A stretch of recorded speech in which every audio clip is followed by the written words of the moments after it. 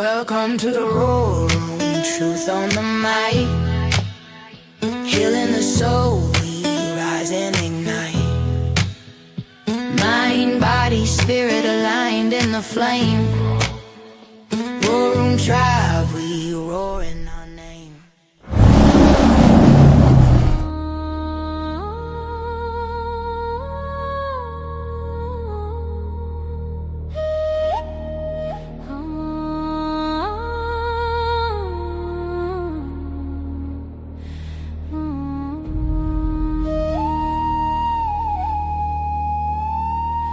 The sun stands still upon the stone, four winds whisper each alone. North calls silence, east brings flame, south breathes shadow, west hides name.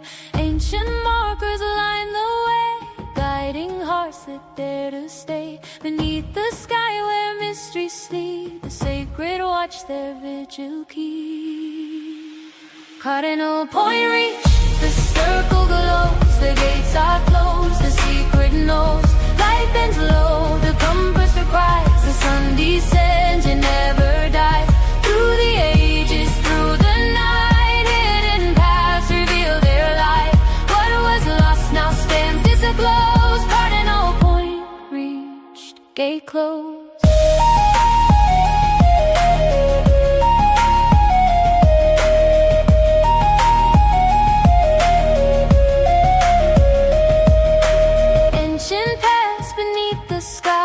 Echo voices that never die. Keys of dawn and dusk entwine. Guard the truth, the stars design.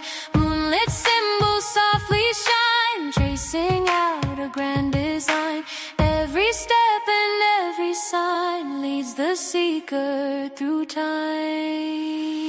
Cardinal point reach, the circle glows, the gates are closed, the secret knows. Light bends low, the compass grinds, the sun descends yet never dies. Through the ages, through the night, hidden paths reveal their light. What was lost now stands disclosed. Cardinal point reached, gate closed.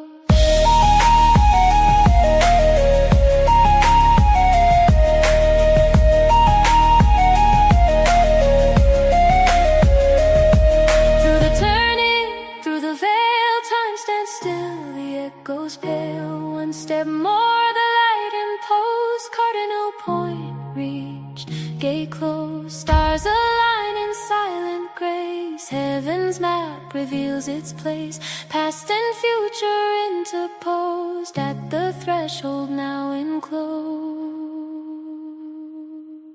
Golden embers kiss the air, ancient wisdom lingers there. Every ending bursts of flame, nothing leaves the way it came. From the darkness rises sight, from the twilight comes the light.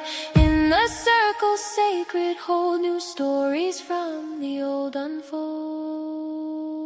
Cardinal point reach, the circle glows, the gates are closed, the secret knows. Long light fades, the world repose. Cardinal point reach, gate closed. Yet beyond the setting sun, another journey has begun.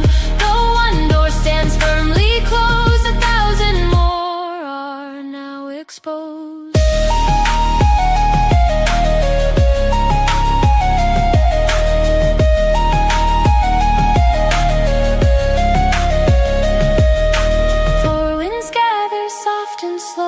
Carrying truth, the ancients know. The compass rests, the path is shown.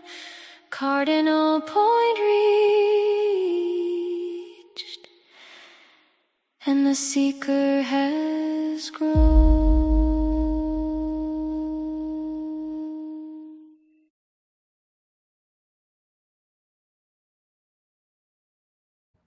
Welcome to the War Room. We're back.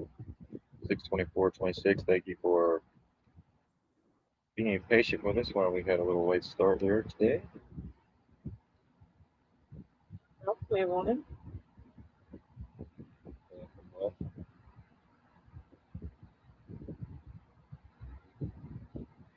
How's everybody doing tonight? How are you doing, Miss Nadine? I'm good, thank you. Hmm. Huh? I'm I'm good, thanks. You sound like you got a lot to say. No, I no, I was just I've been stuck. Sorry. It's okay. That's all. We're good. Good.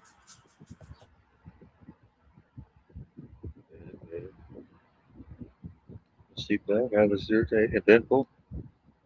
Want to tell everybody what we went through yesterday? What? Tell everyone what we've been through. Our AC went out yesterday. Yeah, that was not fun. But Builds since character. it builds character, yeah. I was like, I'm never gonna complain. It's hot in Texas anymore if I have AC. You know, because you don't know hot till your AC goes out. But we were able to fix it today, so thank goodness. Yeah, that's good. Yes, yes, very good. Yeah, the burnt wire. Yeah, 'cause we had 4 dogs and one pregnant one. All were panting, and it was not fun. They, they were just as miserable as we were. Mhm. But once the sun went down at night, it wasn't that bad. Right? It's just like, oh, like It's still a around, misery. It's a misery when you have to roll around and yeah, you're oh yeah. super hot. Yeah. It was when the sun starts going down around between 3 and 4, or about 4 and 5. That's when it's like seems the hottest. Yeah, about three right after. Hmm. And then after that, it's not too bad.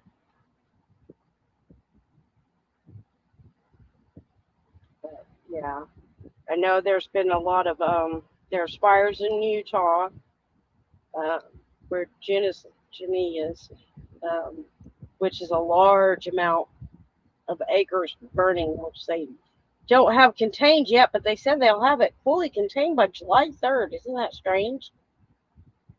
How do they know? Well, what's crazy is they can make it rain. Yeah, Right? Yeah, yeah, they exactly. could. And then there's been some bad weather. Some people have had tornadoes hit down, knock out all the power lines, flooding, all sorts of stuff going on. So it looks like it seems like they're hitting the same places too, right? Same states. Arkansas, I know, had a tornado watch earlier today. I don't know, I haven't checked on it since. Um, I know they were having like hail and rain in Arkansas, and where else? There were several Everywhere, places everywhere. Yeah, coast to coast. yeah. Jenny says it's very hot here from the burning fires. Yeah, I bet she's really close to where they are. So she's been keeping us updated on that also. So if there's anything going on in your town or city or nearby, please let us know. Or if you have any footage, that's even better.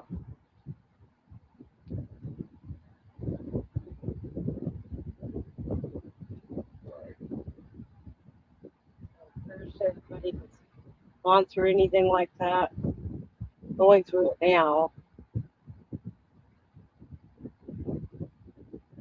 Lots of going on. And you got any 7-Elevens around you, Nadine? No, that's in another county. Yeah. You're gonna put the Goyam ice cream in your county? The go home. That's how Yeah, stuck I am right now. I couldn't even see that. Uh-huh. All right, relax.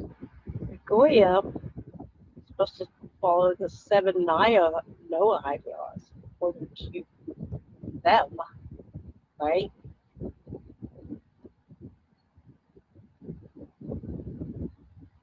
No one's ever broke this on the internet. If you go through all the fast food chains, they all have some dark, insidious origin. Now we have the 7-Eleven food chain. Do you guys know what the 7-Eleven brand of foods and desserts is called? What? Go Yum Foods. Oh, Goyum. wow. Go That's Yum. so funny. Literally Goyum Foods. If you go get ice cream at 7-Eleven, it's Goyum brand. Here, you I'm eat not this even shit. kidding. Yeah, it's like just Goyum. So, Oh. Yo. That's fucked up. that's crazy. The Jews are putting harmful chemicals into food. They're making unhealthy food so that the Goyim, you guys, could consume it and then become stupider, weak, dumb, fat, lazy, right? And you sort of see when you go into these stores, all of these processed foods with all of these artificial crap that's terrible for you. Stuff like McDonald's, right? Where some of the stuff in this food is literally, it should not be entering your system. It's just terrible. It's just not healthy for you.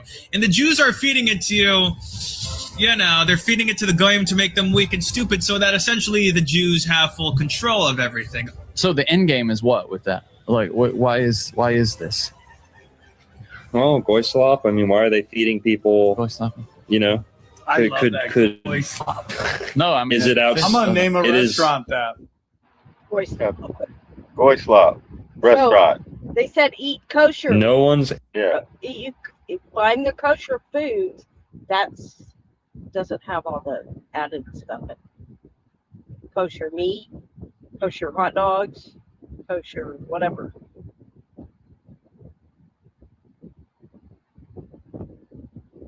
slapping. You know, I love could- that could- Goy slop. No, I mean, Is it out- I'm gonna name a It is- restaurant that. Well, what's funny is, well, it's not funny, but when you look at the advertising or the products being sold, and then you look at 7-Eleven, and 7 is sept, that's 9/11, September 11. That's coming up. We got another 7-Eleven coming up. Trump said, share Chronicles 7-Eleven, right? 2 Chronicles 7-Eleven for that. Here's the 7-Eleven Goyum. It's Goyum, No, yeah. right? It's not. That's it. Ain't well. It can't be this, right? Oh yeah, it is. It can't be that, right? We're Okay. just, It's a little play we're of words, reaching, yeah. right? I'm taking offense to it. I think it's genius. Like So- they put the truth in your face, and that's Yeah, where yeah. that's the Oh, level yeah. of consciousness we're at. They're Yeah. telling you that there's That's where we're at. That's how they've been able. That's how they're able to tell if we're awake, if they can put the symbolism and the stuff right in your face, and then they're free of karma from karma. They told you. Oh, that's what they think.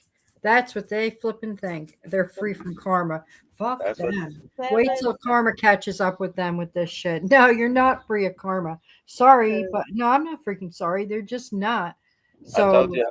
carry got on Nadine. with the bullshit. Nadine's not stuck no more. So 7-Elect go young, right?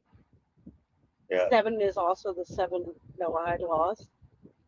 They expect the Goyim to follow. You went full goitard. Never go full goitard.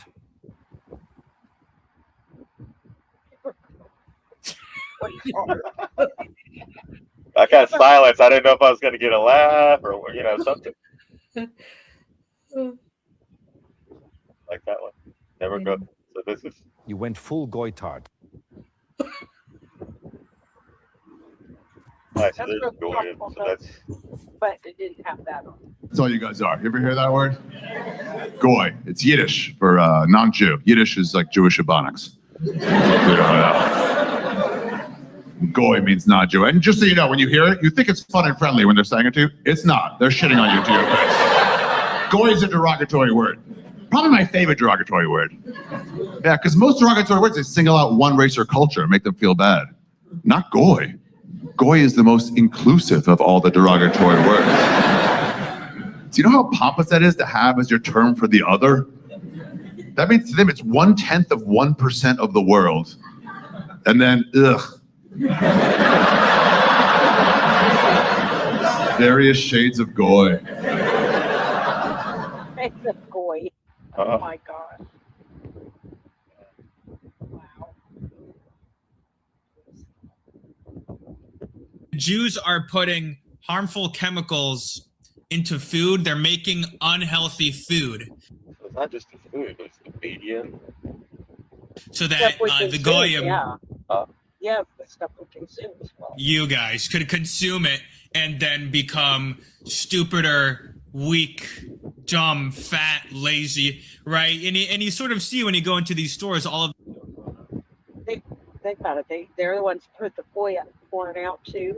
They put out all this stuff, right? They put yeah. Then they watch to see what we're doing with it, and then if we consume it, then they can do us less than.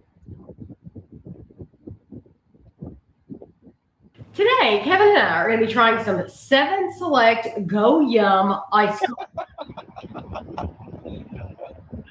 Why would you say go yum? It doesn't even make sense. Nobody even says that to each other out here anywhere. Man, that was so go yum. Oh my God, that was so go yum. We're going back to that restaurant. That's 5-star go yum. Like, who says that? Look, Hester says 7 Select Go Yum ice cream. This is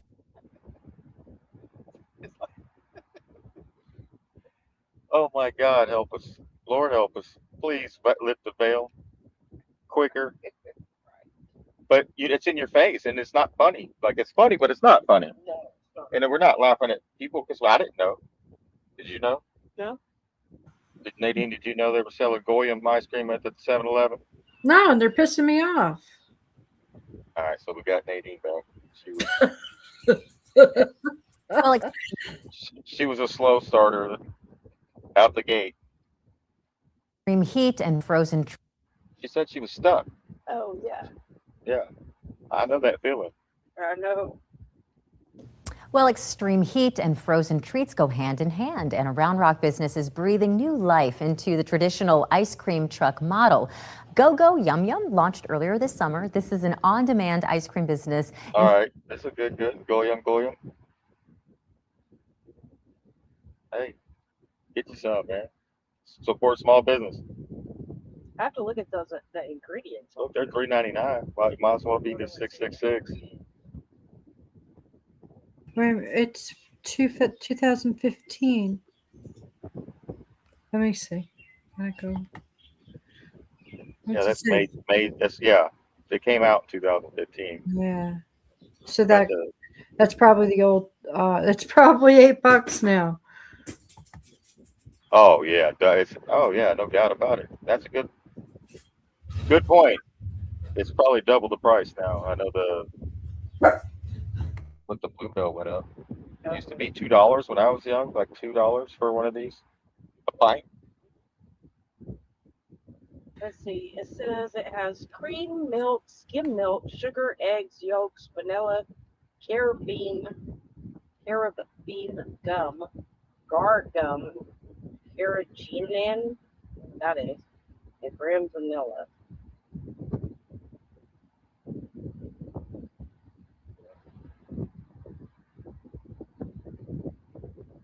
Soybean oil, dextrose, molasses, coconut oil, salt, soy, lecithin. Fire.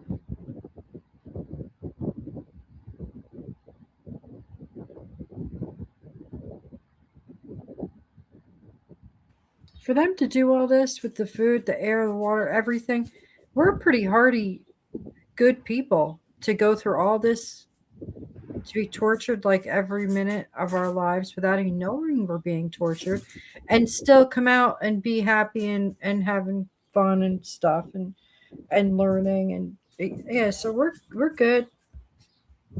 So the stuff that's in it's like carabine gum, guar gum, and carrageenan is FDA approved, but is linked to inflammation, bloating, or digestive discomfort. Heavy on sugar, at 50 to 75% of the recommended daily limit, contribute to weight gain, blood sugar spikes, and inflammation. And high saturated fat brings LDL cholesterol if eaten frequently. And wheat, soy, peanuts, tree nuts is not healthy for everyone. Not too bad, but stuff. Not so good stuff. Not so good stuff. You don't want the stuff that has gum in it.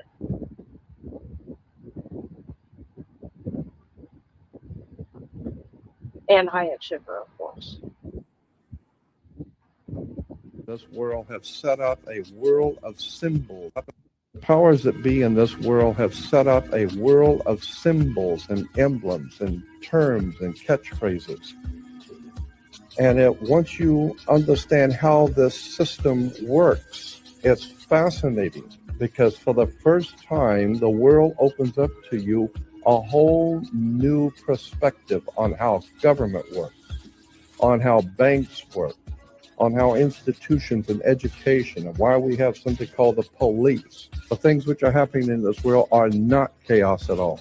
It is very well planned, organized, and directed. There is a hidden agenda, so to speak.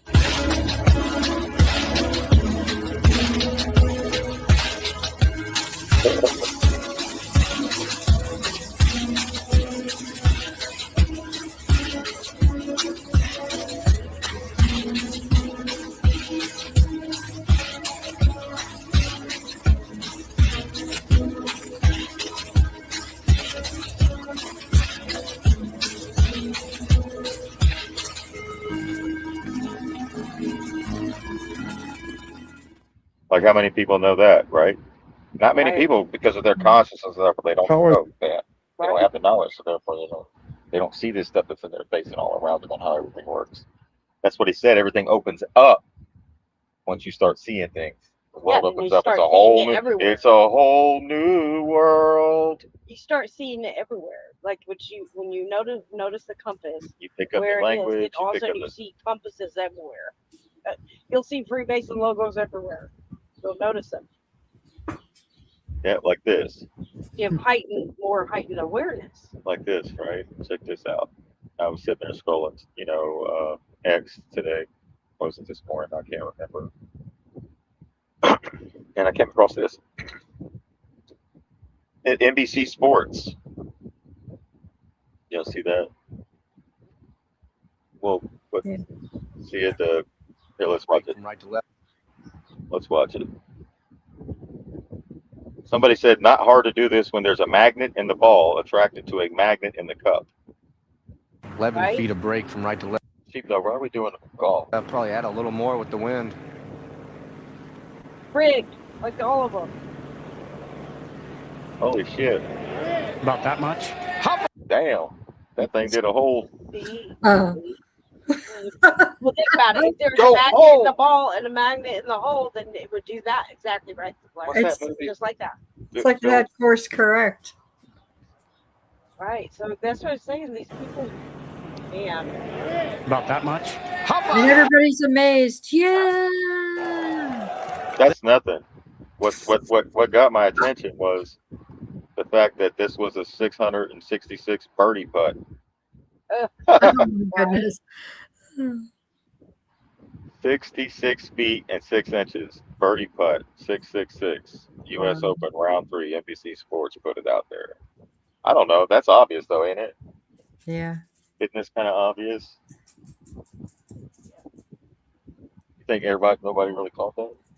Well, No, probably people not. they might have caught the rock and roll people might have been like, yeah, look at that number, like it's not taking it how they probably should. Right. I mean, it's just they make it so obvious. Right. Says somebody, Sage said, well, got to be 666, huh? Couldn't just say 66 feet and a half foot. You couldn't just say 66 and a half foot. No, it's 666. 66. When they say the sports were. So I don't have the patience for Costa, but hey, that putt was devilishly a good putt. That was a devilish good putt right there, guys. Come on, so we got to heart that, man. That was a good comment.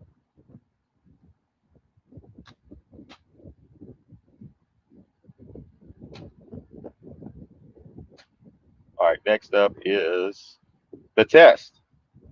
All right, everything's being tested. Everything's being ran through the fire. Who's going to stand on principles? Who's not? Right. So they ran a pressure test on 3 groups using the SAVE Act.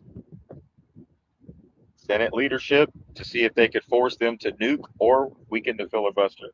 2, House hardness or hardliners, the House hardliners, which is Massey, Chip Roy, and those guys, to see if they could make them fall in line. And 3, the base, to see if they could get people to throw the 10th Amendment in the trash to stay on the team. The bill itself was just a tool. It wasn't going to pass. It was a test. They were the testing to see how much pressure they could take to break each group. Now they know who folds and how fast they'll fold.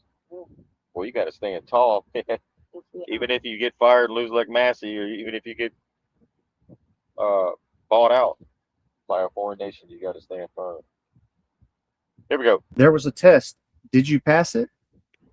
They knew the SAVE Act would never get the 60 votes. That was never the goal. The goal was to see if you would throw away your principles to gauge out Senate and the hardliners. You know, your Massey type, Chip Roy. If you look at Elon and Trump, the rhetoric, you know, out here shaming people, calling people names for not budging. You know, and these influencers, oh, you're a liberal, you're a rhino. Makes sense now. Nuke the filibuster. There's so many illegals. These illegals are trying to vote. No, they're not. You can't even name the number. Oh, yeah. No. If Americans aren't voting, what makes you think that somebody that just committed an illegal act wants to go register to vote? Come on now. That's like somebody robbing a bank and then becoming a public mayor, running for public office. It's like, you know, come on. Anyways, let's continue. This is a good point right here. No, and these influencers, the influencers, they didn't stand on principles. They called everyone a liberal and a infidel and a Democrat because they stood on constitutional principles. They got tested too, and they'll fold and do whatever the hell the establishment tells them to do as well, just so they can get the invite to the White House and to the UFC fights and to Mar-a-Lago or wherever. Those that have the most to lose. Do the least. So you're either standing with the people or you're standing with the corporation. you're a liberal, you're a rhino. Makes sense now. Nuke the filibuster. There's so many these illegals are trying to vote. No, they're not. You can't even name the number. The number's so minuscule that it didn't matter. But you wanted to back it. You wanted to throw away the 10th Amendment in order to pass the SAVE Act. If I don't make sense, see if Grok does. If you gave way and said, fuck the 10th Amendment, you know, like we need the SAVE Act because there is an unknown amount of illegal immigrants trying to vote, which was all bullshit. And we need to nuke the filibuster and say, fuck it on that, you know, to that degree as well. And that way we can just fucking shit all over the Constitution. It'd be done if that was to happen. You failed the test. You really don't care about the Constitution more than you do of being accepted. Is that accurate, Brock? Yeah, that's accurate. You failed the test. The second you said, fuck the 10th Amendment, we need the SAVE Act, and cheered for nuking the filibuster, you showed them they can get you to throw your principles out the window whenever they turn up the heat. They didn't care about the bill. They were testing if you'd abandon the Constitution to stay on the team. And you did. That's what they learned. Could you expound? Could you teach this like you were teaching, you know, a bunch of 15-year-olds about what happened? Here's the simple version. Imagine the cool kids in school want to test how much power they have. They pick something everybody likes, like saying we should have school pizza every Friday. Sounds great, right? So they start attacking anyone who doesn't agree 100%, calling them traitors and losers. But there's a catch. The school has rules about how you change things. You need a big majority to change the rules. The cool kids don't have that big majority yet, so they're not really trying to get pizza every Friday. They're testing the system.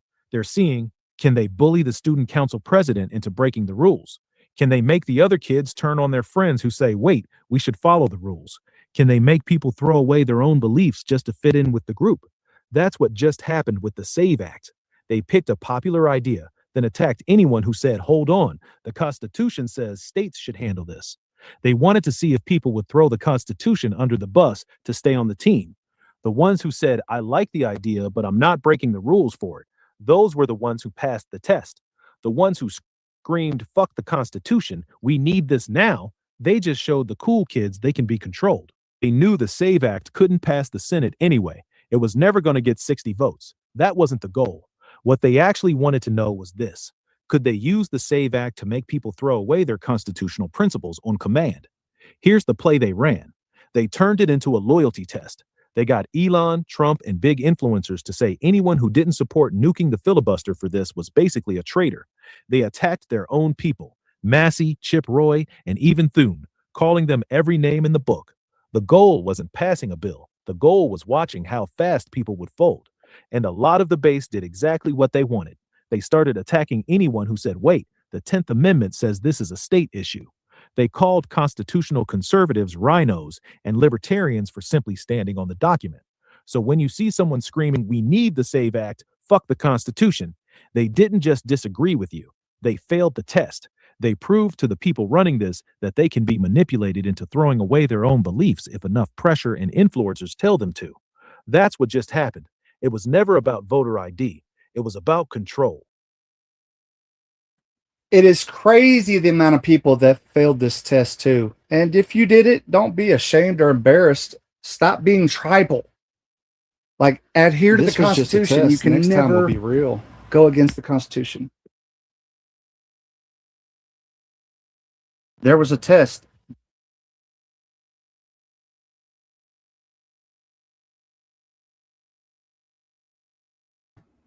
Hey, have you guys ever heard Grok swear before? He swore twice there.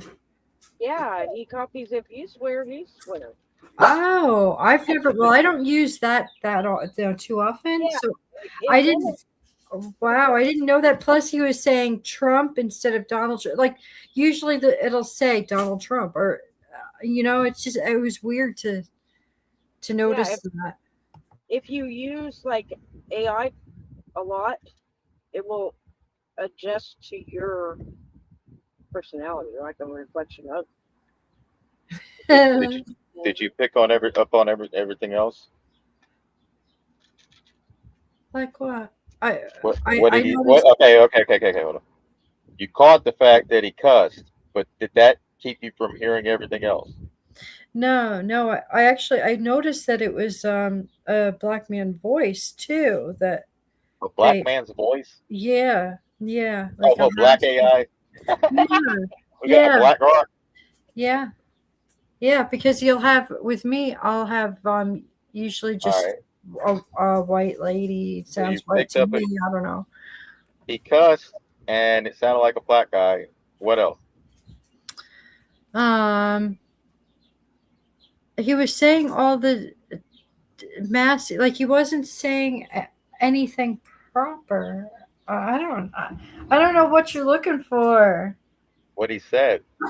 Yeah. Just listen. What was the point of the video? Oh, it was about people not being tribal. Right. Yeah. And then abandoning their principles to follow the crowd. Right. I don't think it's see, if I thought that pizza for Fridays or something was going to be a good idea, I wouldn't care if it was I don't like the rule book necessarily, but I understand what it's trying to say with the rule book with the Constitution, but I guess it was a bad description or something. Yeah, it was just an example of people abandoning the guideline. There's of the staff. They all took an oath. Yes. To support and defend the Constitution against all enemies, foreign and domestic. Right. So anything outside of that, they operate anywhere outside of that, they could be held accountable for that behavior. And what you're seeing is Congress is willing to abandon constitutional rights, Constitution, in order to pass bills. Yeah, see, Look at I'm look not. at the Patriot Act. Look at what's the other one? The Save Act, Patriot Act, There's a lot. uh, The CARES Act, CARES Act, right? every act, Right. almost every president, right? They didn't go by the Constitution. We allowed it. This is the point of it.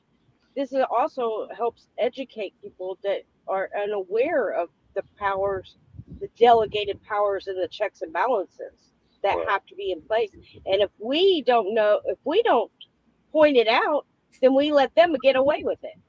Right. And that's why we're in the mess we're in now, because we let it happen because of we didn't either understand how this all works or just didn't care, or and both. And that's why they've gotten away with so much, and it turns into tyranny. Yeah, the Constitution, like there, when you're at work, what you believe personally really doesn't matter. Like when you're being a congressman or a senator, it's like whatever's best for everybody and what's right and what's already in the Constitution. So they can't just be like, oh, well, this is what I think, so this is what I'm going to do. It's right. Yeah, and they do that a lot. It's because they're paid for. Right, and they'll continue unless we say something. The people have to wake up. So the bills are done now, but the 10th Amendment says that the powers are not delegated to the United States by the Constitution, nor prohibited by it to the states, are reserved to the states respectively or to the people at a transfer of power unlikely to return. Right? They want to violate the state. They want to nationalize everything. They want to nationalize your Second Amendment. Like you already have a right to bear arms. Like, what do we need a bill to be passed for, right? Yeah, no, there's no questions when you break everything down. There's no question about it. So that's why I love that one guy, that the 1776 guy, because he just breaks it. Yeah, and he has the AI talk it back to you, and he'll do it. He'll put it the same words up a couple of times, sometimes 3 times, so that we really get it. I sent you a couple of his videos. His name's Brandon. Let's go, Brandon. Yeah. Yeah, he's a good teacher.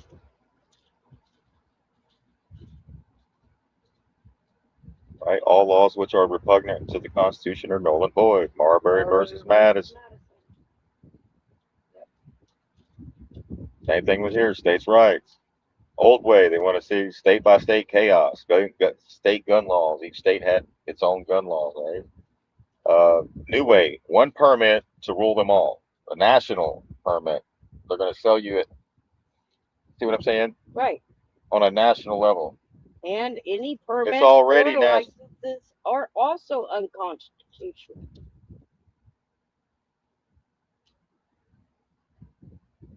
There are over 30,000 gun control laws in the U.S., and every one of them violates the Second Amendment, right? Why is that? Somebody's not. We allow them to just. For our safety, right? So President Trump reveals his administration is working on a national right to carry. Hello, look at this. Okay, keep working on it. It's already there. You just gotta have states where you can conceal carry if you aren't a little BI. Right. Right. So this is for midterm shit. This is Thomas Massey. Ain't that funny? He got Thomas Massey out. And now he's using Thomas Massey brought this bill for the gun control. I mean, the nationalize the gun. So this would be an absolutely huge step towards bringing back the true meaning of the Second Amendment. Okay. Who took your Second Amendment away? Anybody? Who took your Second Amendment away? We allowed it to take No, nobody did.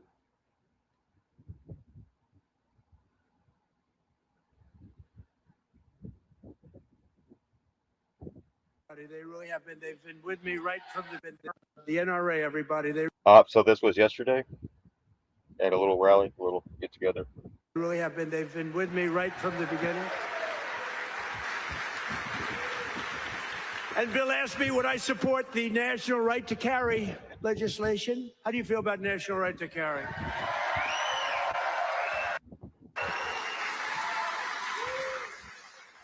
That's my free poll. You know what that is? That's a free poll. I don't have to pay $300,000 to somebody that doesn't even do polling, you know, to give you phony numbers. See, those are real numbers. National right to carry. Yeah, we're working on it.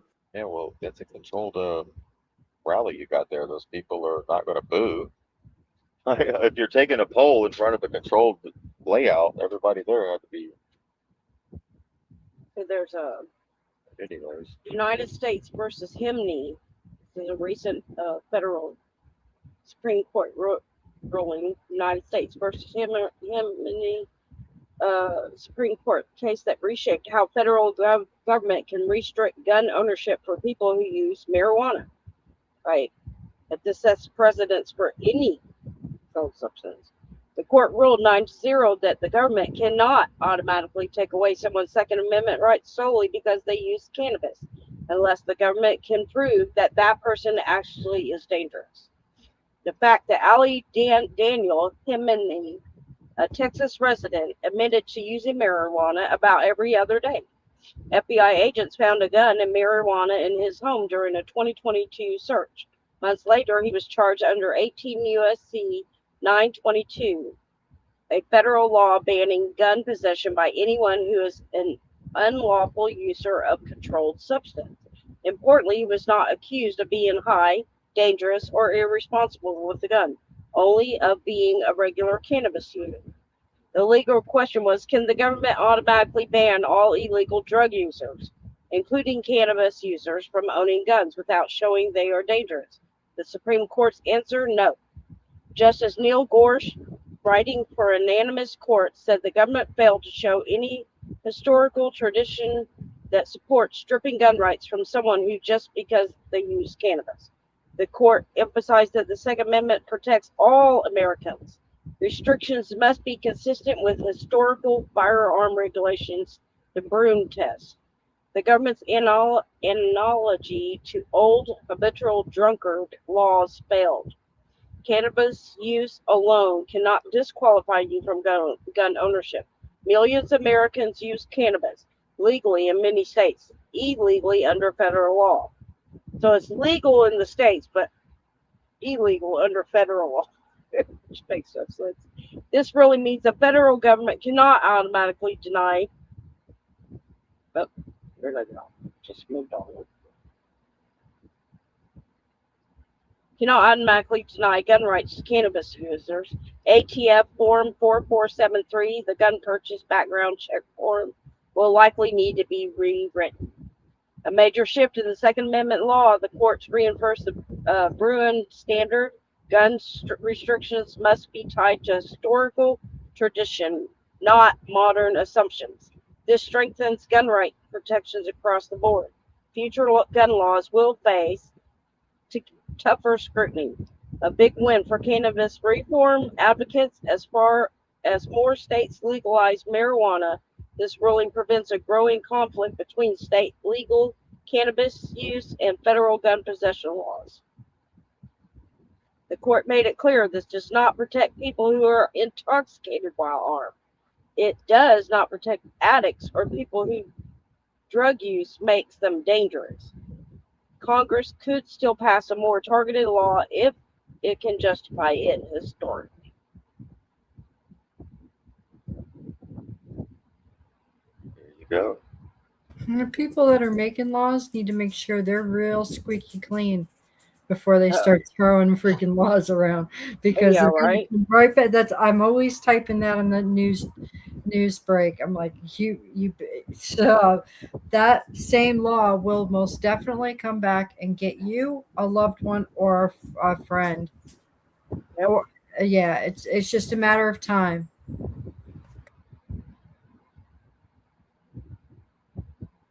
So I don't see this bill going anywhere. I think it's all fluff just to get people all excited. If you know, you know. If you know your rights, you stand on that. Constitution, right? Everything else is repugnant. Right here. All laws which are repugnant to the Constitution are null and void. Which just means it's gross. It's terrible. So it's just not good. So this bill was brought up by Thomas Massey. So Trump might be trolling with that. I don't know.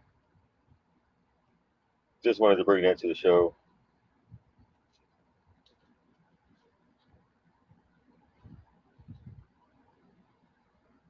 That's a great word, repugnant.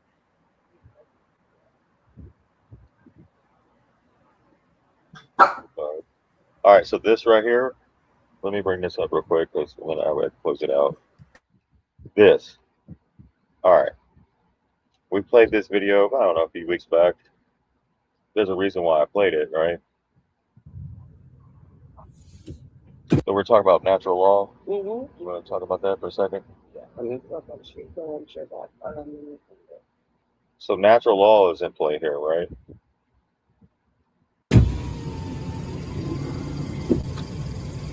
Nature's law. Oh, it keeps freezing up on.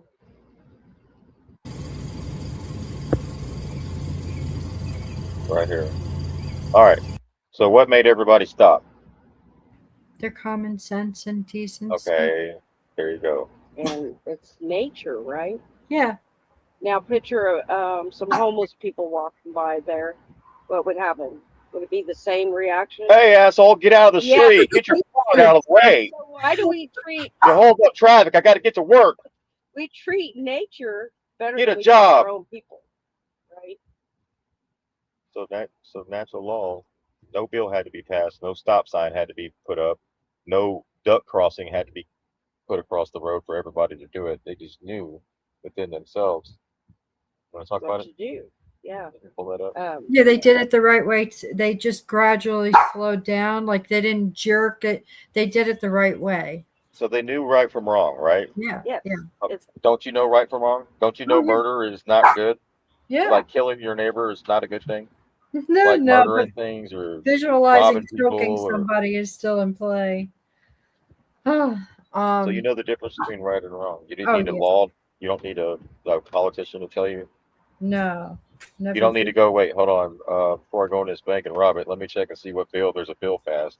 Let me go call Brock. But ask Grok. Hey, Grok. So you see how patient, see the natural law and everyone, look, So, nobody's, go ahead. yeah. So this is a book I got. It's called. This is a pretty good book. It's written on the heart. It's called "Written on the Heart: The Case for Natural Law," and it's by J. I don't even know how to pronounce this last name. Bud Zawinski. BudziszeWski. And it goes into Aquina, who was more like the Christian law, and then John Locke and Miller, and how their different views on what natural law was. And it has good arguments on it, and it tells you each one and their arguments. It's pretty good. But this is an introduction to, let me see, this one. Okay, so politics is the characteristic activity of polis, or city. What, according to Aristotle, is the city? To understand the answer, remember the formula matter, form, power, and end. The matter of the city is a particular group of human beings separated from others, whom we call its citizens. Its form is a partnership and a way of life, under the regulations of law which are directed towards justice. Its power is need, for the people first come together in cities, simply to live in mutual security. Its end is good, a perfection, not its members. Aristotle takes political science to be nothing less than master science of what is good. Comprehensive study of this partnership is good life, which we human beings so oddly require. A few questions and answers will help you expand on this definition. Question 1. Why does Aristotle think that the end or purpose of the city is the perfection of its members? Answer was because unlike other creatures, we human beings are incompetent outside political community. We need it not just for living, but for living excellently, living in the way our nature demands. Partnership in a good life under the regulation of natural law is necessary for us to come into our own as human beings. That is why Aristotle offered this formula definition. The city is the perfect community, lacking nothing, which came into existence for the sake of mere life, but exists for the sake of living well. Question 2. When Aristotle says the end of the city is the perfection of its members, dire he mean that the government is supposed to perfect us? No, such suspicion is understandable in dark times such as ours, when the citizen seems to evaporate into a gas of colliding atoms, so they all have in common is the thick glass bottle they call the government. But that is not what Aristotle meant by partnership in a good light.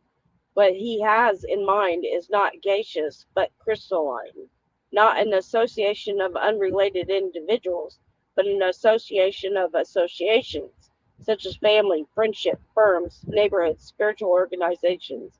Another way to put this idea is to say that the city is not a simple partnership. It is a partnership of partnerships, each of which already has a pattern of its own, a pattern the government did not give it. So, John Locke, here's the introduction to John Locke. The basic steps in Locke's vision of the theory are as follows. And they used a lot of John Locke's writings, the government did, right at the beginning. So, to have a government is to have known, authorized, impartial judges overall, whose judgments can be executed or enforced. In the beginning, however, there is no government. There is not just our original condition, but our natural condition, our state of nature. Having no government does not mean moral chaos, because the state of nature has a law of nature to govern it.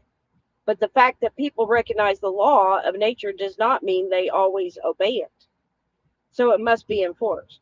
Enforcement of the natural law means especially enforcement of natural rights, probably because individuals are responsible only to God in points of natural law that do no effects to others. Enforcement also entails imposing punishment, provided they do not exceed the natural law limits of reparation and restraint. That is, provided that they do not go beyond what is necessary for compensation of damages and prevention of further wrongdoing. That's like in our Constitution, right? So, but because there is no government, each person is himself an executioner, executioner, or enforcer of the law of nature. Now, even when a person knows the principles that ought to be enforced, he finds it difficult to apply them with fullness and impartial and be impartial when his own interests are of concern. For this reason, self-effacement does not work very well.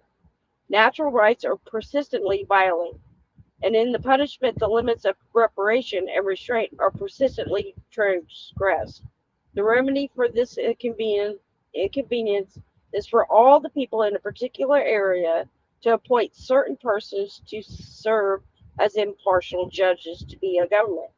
But this does not work unless judges can enforce their judgment, and they cannot enforce their judgment unless people first agree to transfer their executive or enforcement power to the community as a whole. The mutual promise or agreement that transfers the enforcement power to the community as a whole is called the social covenant, not social contract. Once this agreement is made, people are said to have left the state of nature and entered into a state of civil society. Entering civil society is not the same as setting up a government. There is no going back in the agreement to enter civil society. However, the people can change their minds about the proper form of government. These 13 points of the reservoir for the Wicks-Bang story trickle down. But Locke takes the story much further because he used it as a foundation for an extended analysis of property, political obligations, despotism, tyranny, and revolution. How is the form of government to be decided? By the vote of the majority. Why? Because agreeing explicitly to enter civil society, the people agreed implicitly to whatever was necessary to make it go concern. Majority rule is one of the necessary things for anonymity where required. No decision could be reached at all. Someone will always disagree. If the form of government is chosen by the majority, does that mean all of the government is chosen by the majority? Does that mean all the government's officers must be chosen by the majority? No. For instance, the majority of the people who consent to having a hereditary king, however, they cannot consent to allowing the government to violate their natural rights. Therefore, no matter what form of government, it cannot be given arbitrary power over the lives and fortunes of the people. Right? So, it doesn't matter what the majority wants if it interferes with natural law or your rights as a person. Once the form of government is chosen, does the role of the people end? No. The prohibition of the arbitrary exercise of power entails that every act of legislation requires the fresh consent of the majority of the people. Consider, for instance, the decision to levy tax. People have a natural right to dispose of their property as they see fit, but taxes take their properties away. Therefore, the government may not tax them while they agree to regard them as their representatives. No taxation without representation. Does that sound familiar? Could the majority make a law which violates the law of nature? No. For instance, a poor majority could not simply seize the property of a rich minority, because there is a natural right to keep property that has been justly acquired. Redistribution taxation is not an act of compassion, but an act of theft. How might the majority be prevented from tyrannizing the minority? Although Locke does not discuss the problem, we can guess his preferred solution, because he gives a particular form of government a privileged place whenever he resorts to examples. This form is precisely the one which emerged from the gracious revolution in his home country, England, a form in which legislative power is shared among the crown, the lords, and the commons. In the view of the English writers of the day, the settlement provided a mixed and balanced regime in the tradition of Aristotle, Polybus, and Cicero. Something of the same idea survives in America's scheme of checks and balances. It is through Locke and other English writers that we get it. Here is how the English system was supposed to work. Imagine being on a playground seesaw with a child at one end. The children have equal weight and ought to be in balance. However, each child is selfish and wants to keep the others stuck up in the air for his own amusement. Consequently, each child bounces in his seat, scoots back to the very end of the board, puts rocks in his pockets to make himself heavier, and employs the other tricks to gain unfair advantage. I never thought of that. It's because you're not one of those people. Right. To prevent this, the third child also is part of the game. His job is to stand on the fulcrum, leaning now one way. Now the others have to compensate for the pranks of the others and restore them to balance. The seated children are the lords and the commons. The child on the fulcrum is the crown, and the game is dead serious. The theory is that justice can be maintained only where the two opposed social orders are approximately equal in political strength and balanced by the third, with all three armed with legislative checks. Although Locke never expressed this theory, he proposes it. So that's where we come with the checks and balances, right?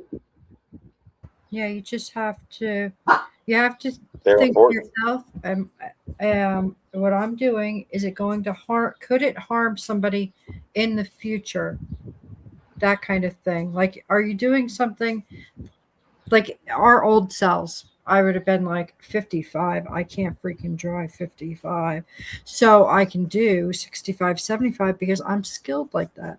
So now I'm a different person and I'm like, you know what? 55 is good. 55, 60 is good because then that way I won't, I have enough time to not hurt anybody. And Right? so that it's how we've changed our minds and not everybody caught up. But the prankster kind of thing, that's never a good idea. Just so everybody knows that it's not a good way to live. Just not. So if so, if acceptance of benefits of civil society implies tacit consent to its authority, does that make every resident a citizen? According to Locke, no. The reason, although both tacit and explicit consent give rise to obligation, they do not give rise to the same degree of obligation. In explicit consent, you make an unconditional promise. In other words, to yield your personal enforcement power to the community as a whole. It has to be unconditional because if you could opt out of civil society at any moment, civil society would be indistinguishable from the state of nature. Now, the only way to be released from a promise is by the consent of the people to whom promise was made, either directly or through their representatives. Therefore, unless a community you join releases you, you are part of it for life. In tacit consent, you also make a promise. Here, though, the promise is inferred from your action rather than understood from your words. The only way we know that you have accepted authority is that you accept the benefits that authority makes possible. But if consent is inferred merely from your acceptance of benefits, it seems to end when you stop accepting the benefits. Therefore, tacit consent is conditional, not unconditional. You don't have a citizen's privileges. On the other hand, you may escape the authority of the community by leaving its jurisdiction.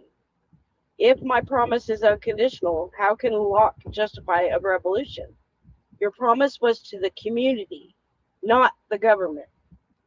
The government is merely the community's agent. If it violates its trust, the people must dissolve it, just as you may fire your lawyer or tax accountant. Even then, the promise to the community itself is still binding. That's why people who have dissolved the government cannot go back to the state of nature. Instead, they must form a new government as quickly as possible. So, if you tacitly accepted something, it's binding, Yeah. right? That means you didn't say yes or no. Right. You just nodded. Check the box. Tacit compliance. Tacit compliance. Alrighty.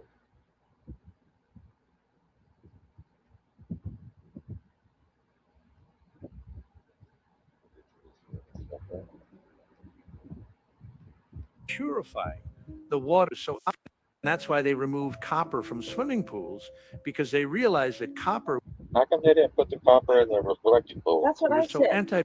Why didn't they put the copper in the reflecting pool so it would turn antibacterial all green within a couple that it was days? Right. completely purifying the water that the people were swimming Right? Couldn't they put this in the reflecting pool? in without all of the harmful effects of chlorine, which we also know is a $1 trillion industry. But also, when the copper was resting, Chlorine is a what? $1 trillion industry. So they're not going to tell you that you could just put copper in there. You don't have to clean give us. your water. Oh, here. Look, I'm gonna give you a hint. But if I give you this hint, I lose $1 trillion. Yeah. Yeah, they're not going to tell you. You know. Those people, yeah. I mean, if you ever heard Look at that. pool, how much money it costs on the chemicals Yeah. for the pool is expensive. How much you think it is a month to clean a pool with all those chemicals that you jump in? I know, right? What does that do to your body? Holy shit. in the swimming pools, copper ions were being absorbed into the water which hold an electrical charge. Therefore, when people were swimming in these pools, their bodies were absorbing this charged water, and we are electrical beings. Therefore, the water that they were swimming in and bathing in was instantaneously healing their bodies. And so if we then think about copper pipes, which are being completely erased, it then makes perfect sense, because the elites realize that when water flows through copper pipes, that water then becomes charged water, creating some of the most powerful water in the world, purifying it to a level no other material can match. This is another reason why farmers would place copper in their livestock's water bowls, because they knew that the copper would keep the water completely pure and charge the water. Wow. That's what I mean. We have a copper coin in our dog's bowl. I put a 1 ounce copper coin. Well, you could put a piece of any copper in there, any copper. in the water bowl, but we change the water often, but just to keep it something in there, right? And a little piece of charcoal. Yeah, that charcoal. It's like a it's almost like it looks like a rock, but it's a charcoal, petrified type charcoal. It also cleans the water, filters out all the stuff. And they used to make their own pots and pans and spoons, and they made it out of copper or silver and gold, blacksmithing. With tin. And maybe even the old troughs may have had copper in it. That's probably when they figured it out. Wait, hold on. Why is this water not Think about it. Do you know how fast, especially outside, those troughs would get dirty? The algae and stuff, it would be like within a day or two, right? Yeah. Yeah, the horses, they're like big things of water. Yes. Yeah. If I had a I'd have a fountain in the middle of it to keep the water flowing and moving as well, like a regulating fountain they can drink from instead of just a city standing still water. Because they knew that all copper. I would run a copper in my garden with my electroculture. And the magnets too. And the magnets on the water line. I posted that earlier. You know, if you could put a magnet in your water line somewhere along your water line of your home, or right, it makes it living water. The magnetism, right? It said osmosis. The reverse osmosis is dead water. so you could put it like on the coming out of your water heater, that out tank. You can do that, or your cold line if you're in an apartment. Right. And they said if you put the magnets, the red magnets on your seeds before you plant them, and it's set on the package of seeds for 15 to 20 minutes, it recharges the roots for it to start the roots. And then you plant that in there. And then you can also put it in the garden, facing north and south, right?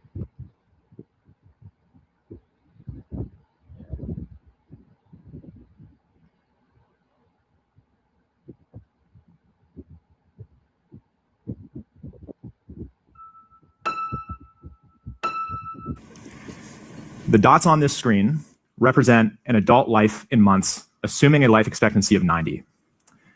So if you're 18 years old right now, this is an optimistic estimate of the months that you have left. Take a second to take that in.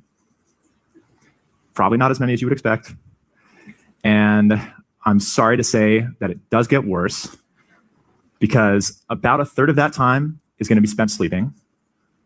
On average, 126 of those months will go to school and your career.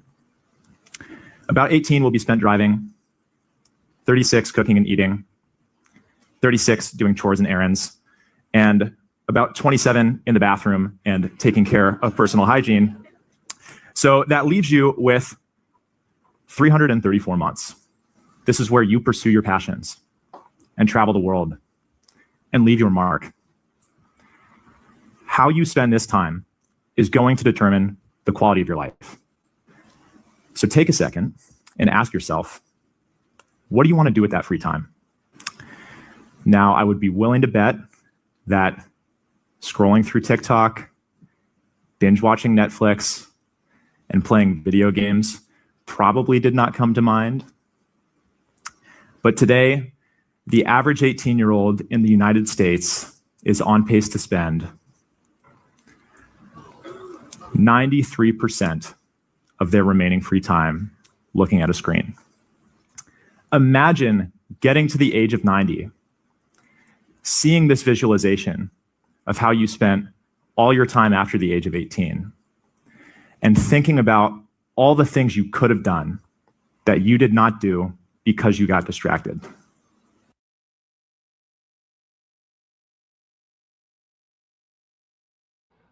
Distractions are everywhere.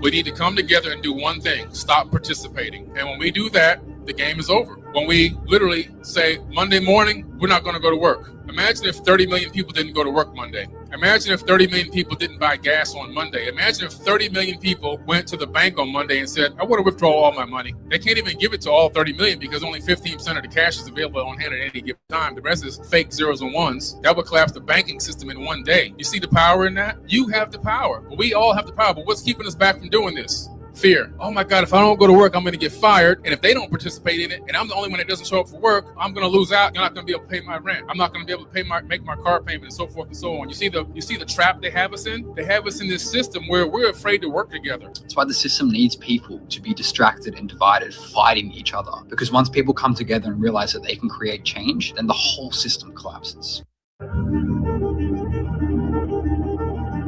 We need to come together and do one thing.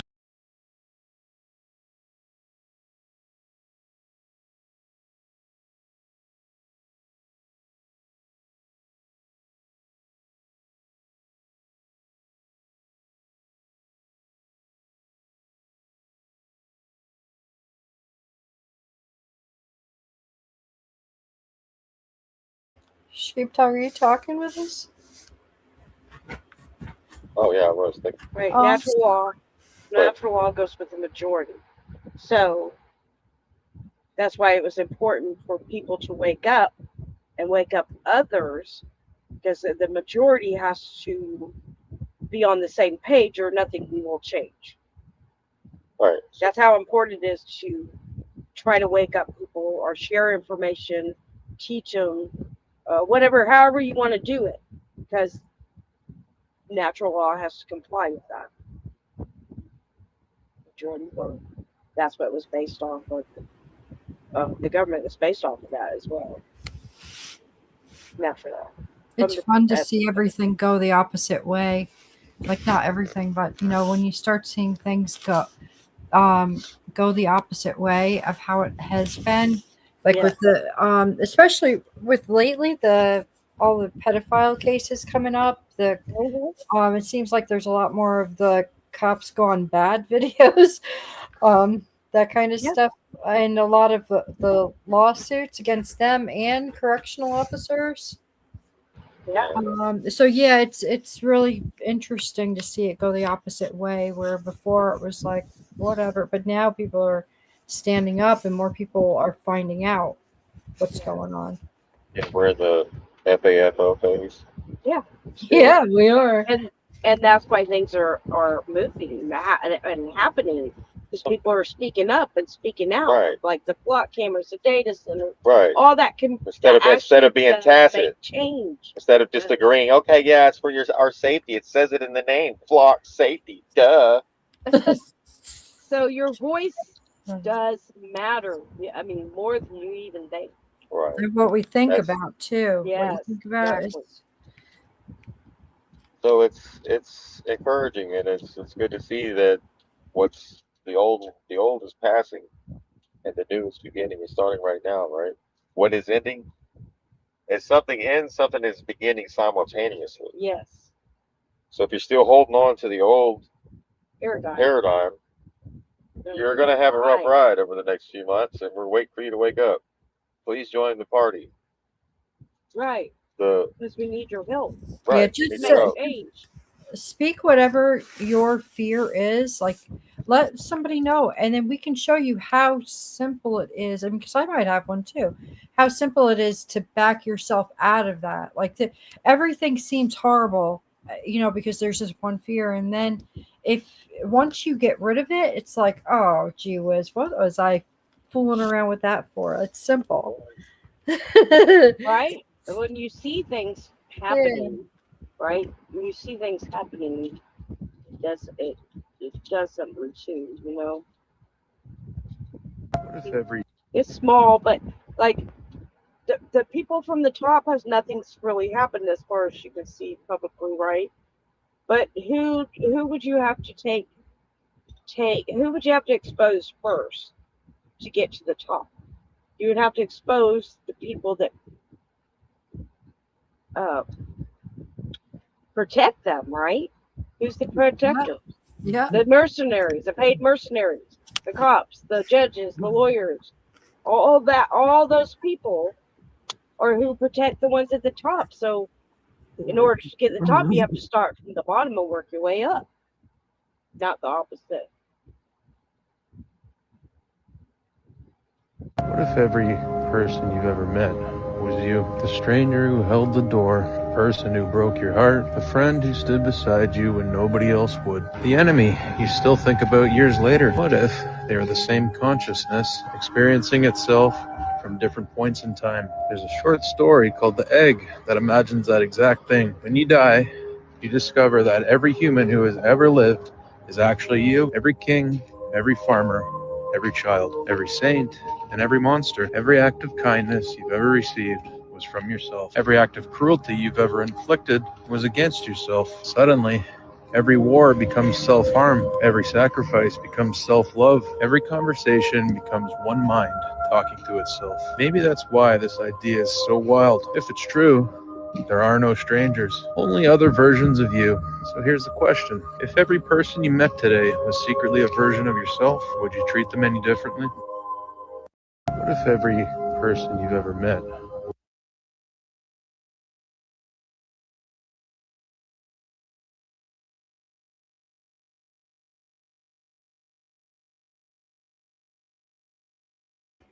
Are you talking again? Yeah, to the mute button. Hello, dude. The mute's getting a hell of a education over here. Straight up. That's 2 times. Is that 3 times in one show? Yeah, it's all right. I'm on a roll today. I can't. Yeah, that heat got me last night. Man, we were sweating balls last night. I found if you mute yourself, I can't unmute you. Oh, God. So, what if every person was you, like the reflecting pool, a reflection? So, how would you treat that person? So, you treat each person you come across love and kindness as if they are the test. Yeah. Yes, it is. I mean, sometimes. And now, if you see Anthony Fauci, it's a different story. Is he a reflection of us also? If you see Anthony Fauci, that's a Chase different him. story. Chase him with a broom. Like my Mark Levin moment. Oh, at least we knew what that circle looked like. I could have imagined myself chasing Mark Levin in that cage thing at the White House, but I didn't. I forgot. See, that's how much of a badass I really am. I'm gonna chase a gorilla. He's a version of you too, Nadine. Yeah, I know. I thought about this stuff for the last couple of days or so. Yeah. Different version of you exists in the minds of everyone who knows you. Yeah, that's an interesting part too.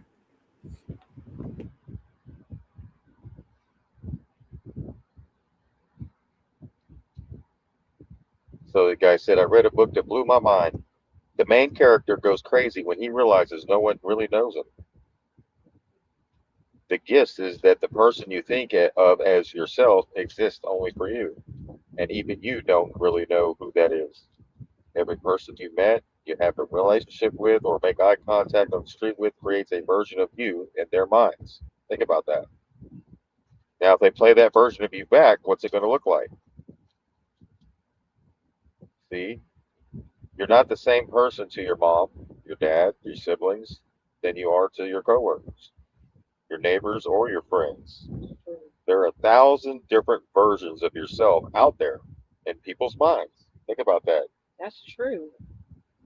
Yeah. A you exists in each version, and yet your you or yourself isn't really a someone at all. Oh, that's Like that.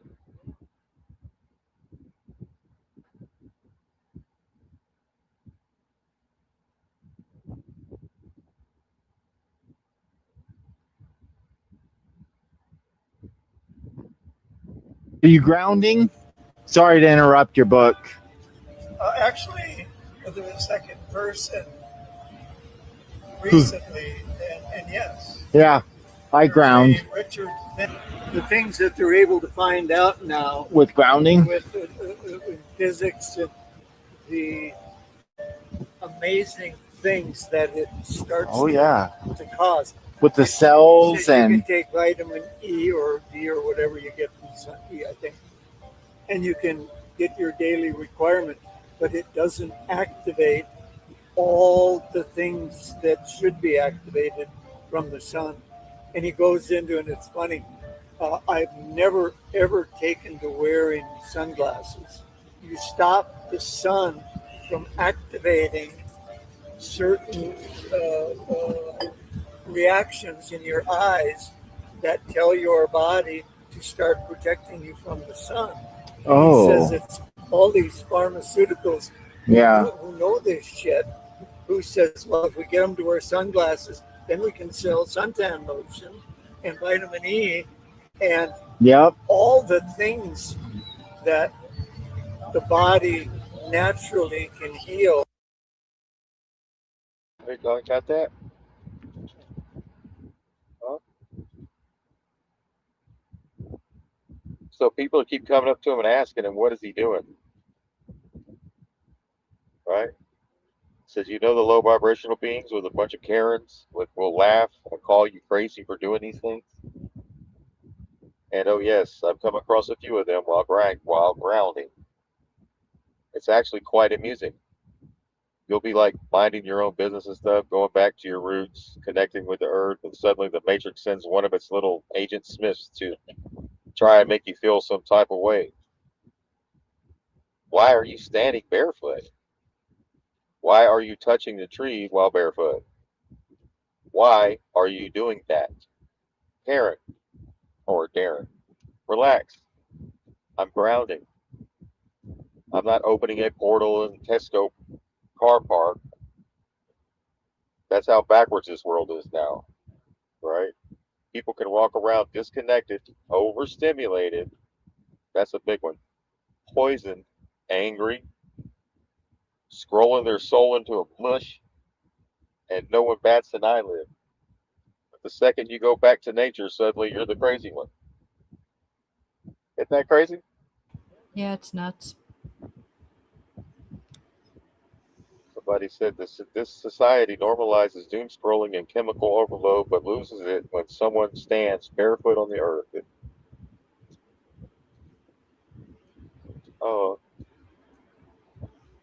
Oh, I don't try to hide my weird. I like to wave it around if it scares off the boring people, and it's like a beacon for my fellow weirdos. Look at that. Yeah, that's what I do. I say some crazy shit, right? It does. I tell everybody the truth, and then that's it. Then they don't want to hang out no more. Nope. But that one neighbor said I was scared of. One of my neighbors said, she's like, "Oh, Nadine, were you out? Were you meditating when you were out there with the dog?" I'm like, "No, I was out there thinking about how we're taking down the government." I went to the opposite. Yeah. You got reported red I'm flag. thinking about adrenochrome. I'm thinking about bad cops, judges, lawyers, all of it, doctors, the whole. I'm out there thinking like horrible, about bad stuff, and he's thinking I'm meditating. Right.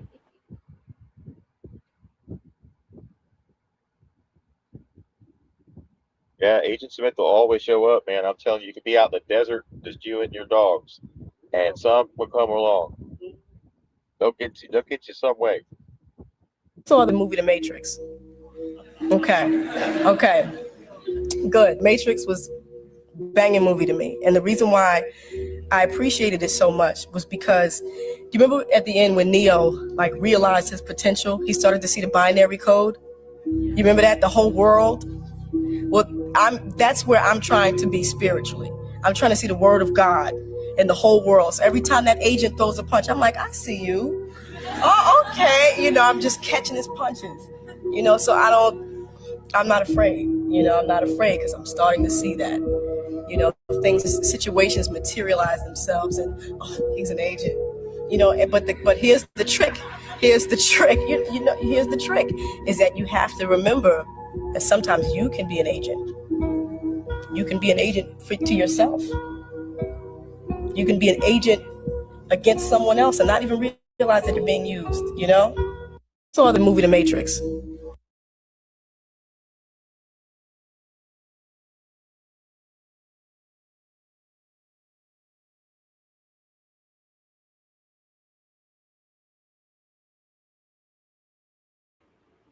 You talking again? Yeah, that's the fourth, third time. Or fourth, I lost count. Why are you laughing? I'm not. Miss Sheepdog's laughing at me. He's laughing. Oh my God. So you can be an Agent Smith to yourself. You can get in your own way, Yeah. right? But there's two voices. One that's going to tell you you're not worthy, and one that tells you you can. Which one do you listen to? Right? You can also be used as an agent to get into someone else's way unknowingly. Yeah. Be used and not even realize it. That's why I just let people be who they are. Quit interfering in people's what you may call weird or strange or unusual behavior, or when everybody's walking forward, you want to call out the one person walking backwards. You see what I'm saying? That's you're interfering with the one person that's actually probably should be paying attention to. Yeah. When the world is walking forward, walk backwards. That's some words wisdom right there. Don't get in your way and don't get in anyone else's way. Enjoy the culture. Enjoy everyone's own personalities and own who they are. That could be you. Interfering with natural law, they're just finished. They're whatever they're doing. Right. Mind your own business and worry about you.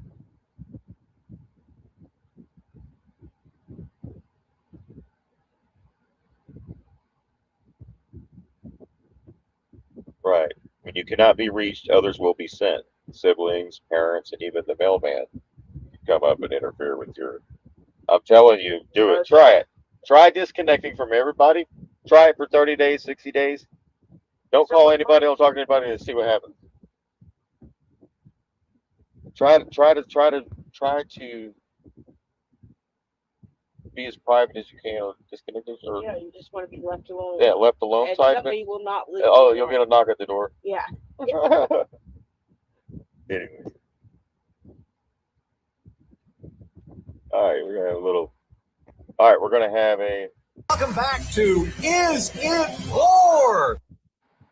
World War I. War. Correct. World War II. War.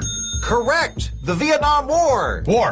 Oh. Now this is where the point of this video is to show you that every war since World War II has been unconstitutional. Yes. Did you know that? Right here. You could look it up. Welcome back to Is It War? World War I. War. Correct. Correct. World War II. War. Correct. Correct. The Vietnam War. War. Oh. Now listen to how they dance around it with the wording, just like they're doing today.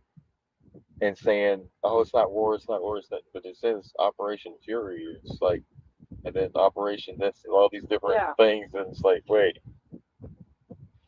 Oh, I'm sorry, Carl. That was a congressionally authorized counteroffensive. Don't See, just change it. Don't say war. Just call it a congressionally authorized counteroffensive. It was a congressionally authorized counteroffensive. See that?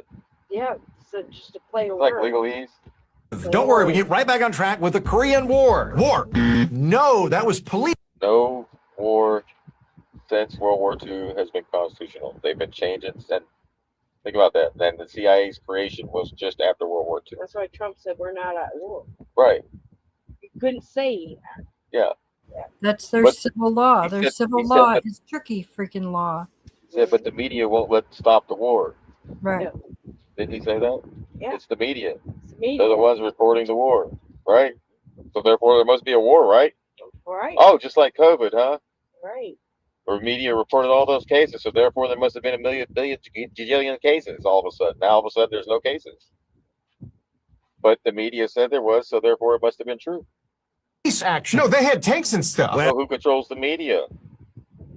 Well, the police have tanks now, don't they, Carl? Okay, the First and Second Iraq War. War. They identify as military action. It's a bit like pronouns, except we kill people. All right, how about Libya? War. I'm sorry, that was kinetic action, not a war. Venezuela. Well, it was an act of war, I think. No, I'm sorry, that was a law enforcement operation, not a war. Iran. It's a war. We're doing war things. No, not war things. Preemptive retaliatory de-escalation action. No, that's not a thing. All right, judges. Okay, how about the war on terrorism? War. No, it was a coalition-led conditional operation. How about Afghanistan? Afghanistan was the war on terror. No, I'm sorry. That was a pre-authorized defense stabilization initiative. Okay, can somebody tell me the rules here? War on poverty, Carl. Well, poverty? That's not even a thing. Sorry, I hate to do this to you. It was a trick question. We don't have poverty in the United States. The Dow went up to 50,000. Couldn't even get that high. Amazing. Don't even worry about the Epstein files. War on Christmas. The coffee cup thing? No, that's not a war. It is a war for the soul of the nation and whether or not I can wish my children Merry Christmas. Okay, you know what? I quit. I don't want to do this anymore. Today's magical phrase, Carl, you just became a United States Congressman. Congratulations, Representative Carl. Merry Christmas. It's March. Well, okay, happy Hanukkah. All right, so we learned something in that. The loophole for laws of criminal war property, profiteering. That's why they said it was the police operation, right? Yeah, I'm like, why would they do it? That's why. That if war isn't officially declared by Congress, then you can't hold government officials and corporations accountable for war profiteering. So they just don't declare wars to be wars anymore. Get it? They're just Since World War II, guys, think about that. This is a loophole for laws on criminal war profiteering.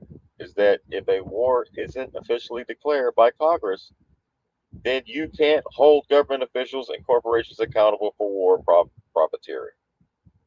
Even though they're bombing and killing people. So they just don't declare wars to be wars anymore. They get, I got 60 days to bomb them. Oh, okay. Yeah. Like, you see what I'm saying? Preemptive retaliatory de-escalation. I think you're planning to slap me and slap you. Okay. Yeah. So there you go.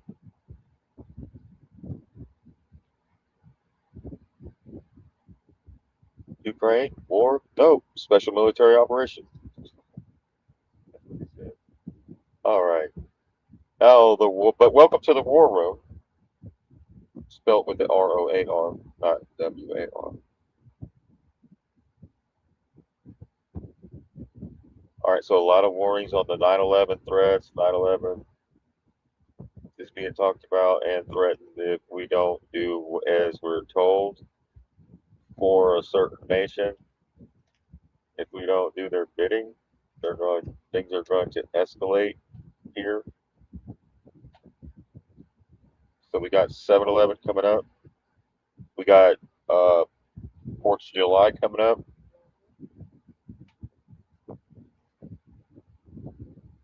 To celebrate our independence that is not. Right. Right. right here. Netanyahu saying that Netanyahu says it was his plan to drag the United States into the war against Iran. When I came to President Trump, I told him we are going to into Iran. I did not ask for permission. I simply just informed him. Sounds about right. Yeah, and he did that to Bush, Biden, fake ass, Joe Biden, Clinton, Obama. Each president did as they were told, right? באתי לנשיא טראמפ לפני עם תל אביב, אמרתי לו, אנחנו הולכים לאיראן, כי אני לא מחכה שהצוררים עלינו. Okay, so when he's speaking that language, then he's speaking to his people, not us. So that's for them. Propaganda for them. Then when he speaks English, he tells us something different.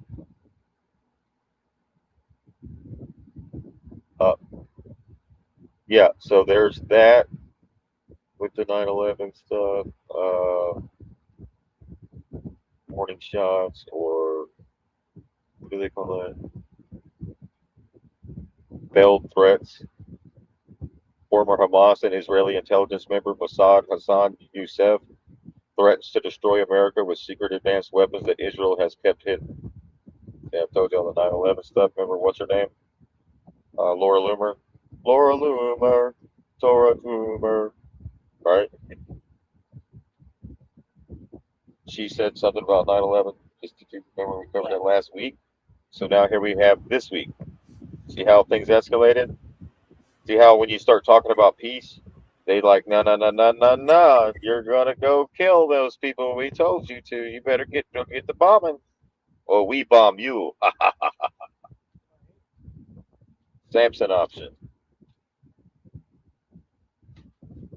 So we have a former Hamas and Israeli intelligence member, Mossad, threatens to destroy America with advanced weapons that Israel has kept hidden. He says Israel is just playing around right now, for now, and this is his clear message to America. If they keep pushing Israel into a corner, they will suffer most.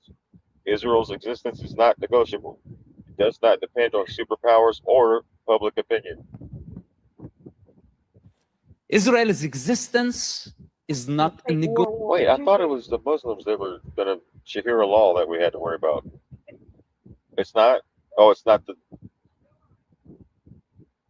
They had us sitting here thinking it was the Muslims this whole time. Negotiable. And it does not depend on superpowers or the public opinion. But there's 3 religions in Israel, isn't there? There's Islamic,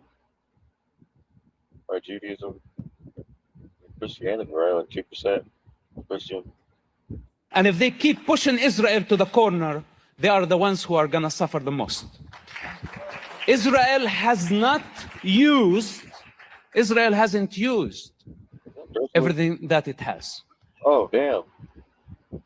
So they're the ones sitting on all the weapons that we need to be worried about, not Iran. Right. Oh, I see how this was. Projection. Uh-huh.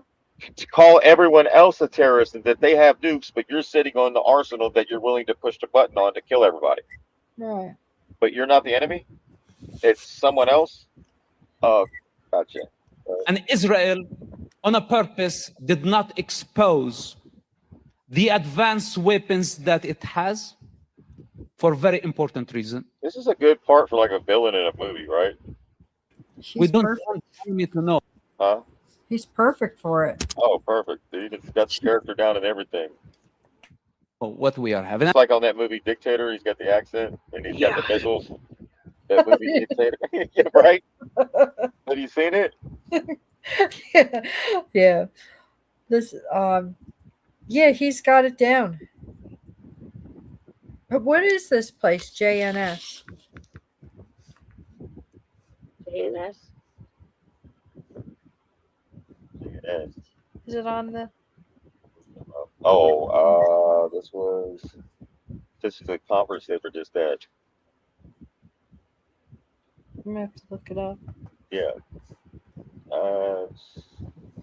Something Jews, maybe? And now, at this point, we're just playing around. So this is the clear message to those who think that they can annihilate Israel. Behind Israel is existence. Oh, okay. But bombs and missiles. Oh, the Samson option is what Yeah, he's saying. this is Jerusalem News Syndicate. Oh, Jewish News Syndicate, yeah. I think that's where they were all speaking.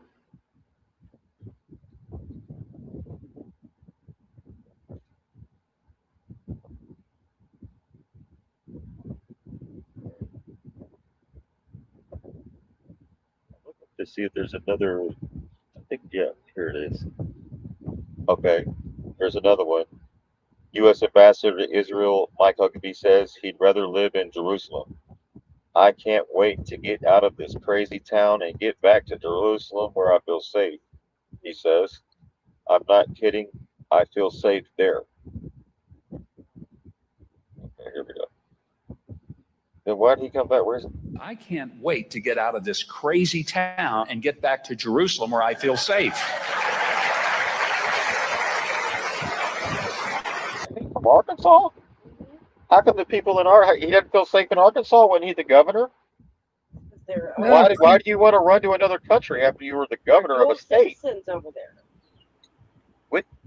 I would be like, if you're the governor of a state and you does he created have a to go hellhole, and now you want to go to Jerusalem and hide out because you feel safer there, isn't your daughter the governor of Arkansas? Isn't that a slap in her face? All right. Now, the interesting thing is, they did what you did. They laughed and they thought it was a punchline. I said, I'm not kidding. I really am anxious to get out of this crazy town and get back to Jerusalem because I feel safe there. Well, shit, get him a one-way ticket. No return. See, Don't if you pass were, go. Don't collect $200. yeah, if these people were all doing the right thing the whole time, they could go to town halls. They could go out to dinner with nobody. Like somebody might have a little issue, whatever, but you don't have to fear for your life. If you're actually doing good, people know Well, that that's you're why they doing. don't do town halls. Yeah, exactly. Have you noticed? Yeah, No town halls. that's why they have to go through tunnel systems in the cities to be able to get the hell out of Dodge. Because you'll get Lindsey Graham. Yeah. You'll get Lindsey Graham and booed off stage. Well, Lindsey Graham had to still talk for the booing, but anyway.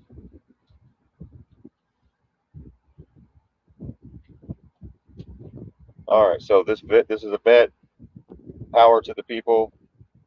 The recruitment tool of the U.S. military is to go to impoverished areas and offer things America doesn't offer you. Think about that, like housing. They offer them health care and income. We offer soldiers socialism to go abroad and defend capitalism. How do Americans not grasp how evil this is? The U.S. intentionally keeps its own people poor, so they're forced to enlist in the army to blow up innocent people in other countries, all to defend a capitalist system that makes the rich even richer.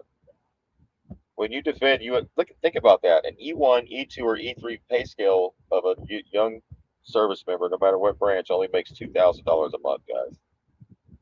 Think about that. $2,000 a month. That's what, 500. It's and you get paid bi-weekly, so you get a little under $1,000 every 2 weeks. They don't get paid shit, but the people they protect over there get paid $10,000 a day. Those people hauling the oil and all that, they're protecting them. All those people, they're the ones making the money, not the troops. So when you defend U.S. capitalism, you're defending a system that deprives your own people of health care, housing. So what they'll do is they'll murder people abroad and fight endless wars to ensure U.S. corporations can plunder and extract other countries' resources. This is why we fight to end capitalism and build a world where no one is exploited or bombed to make another person rich.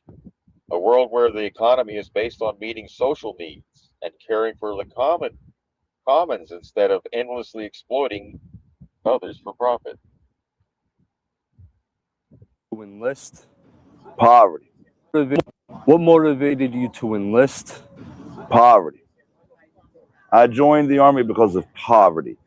You know, the number one recruitment tool of the United States military is to go to highly impoverished areas and offer things that America doesn't offer you, like healthcare, housing, income, stability.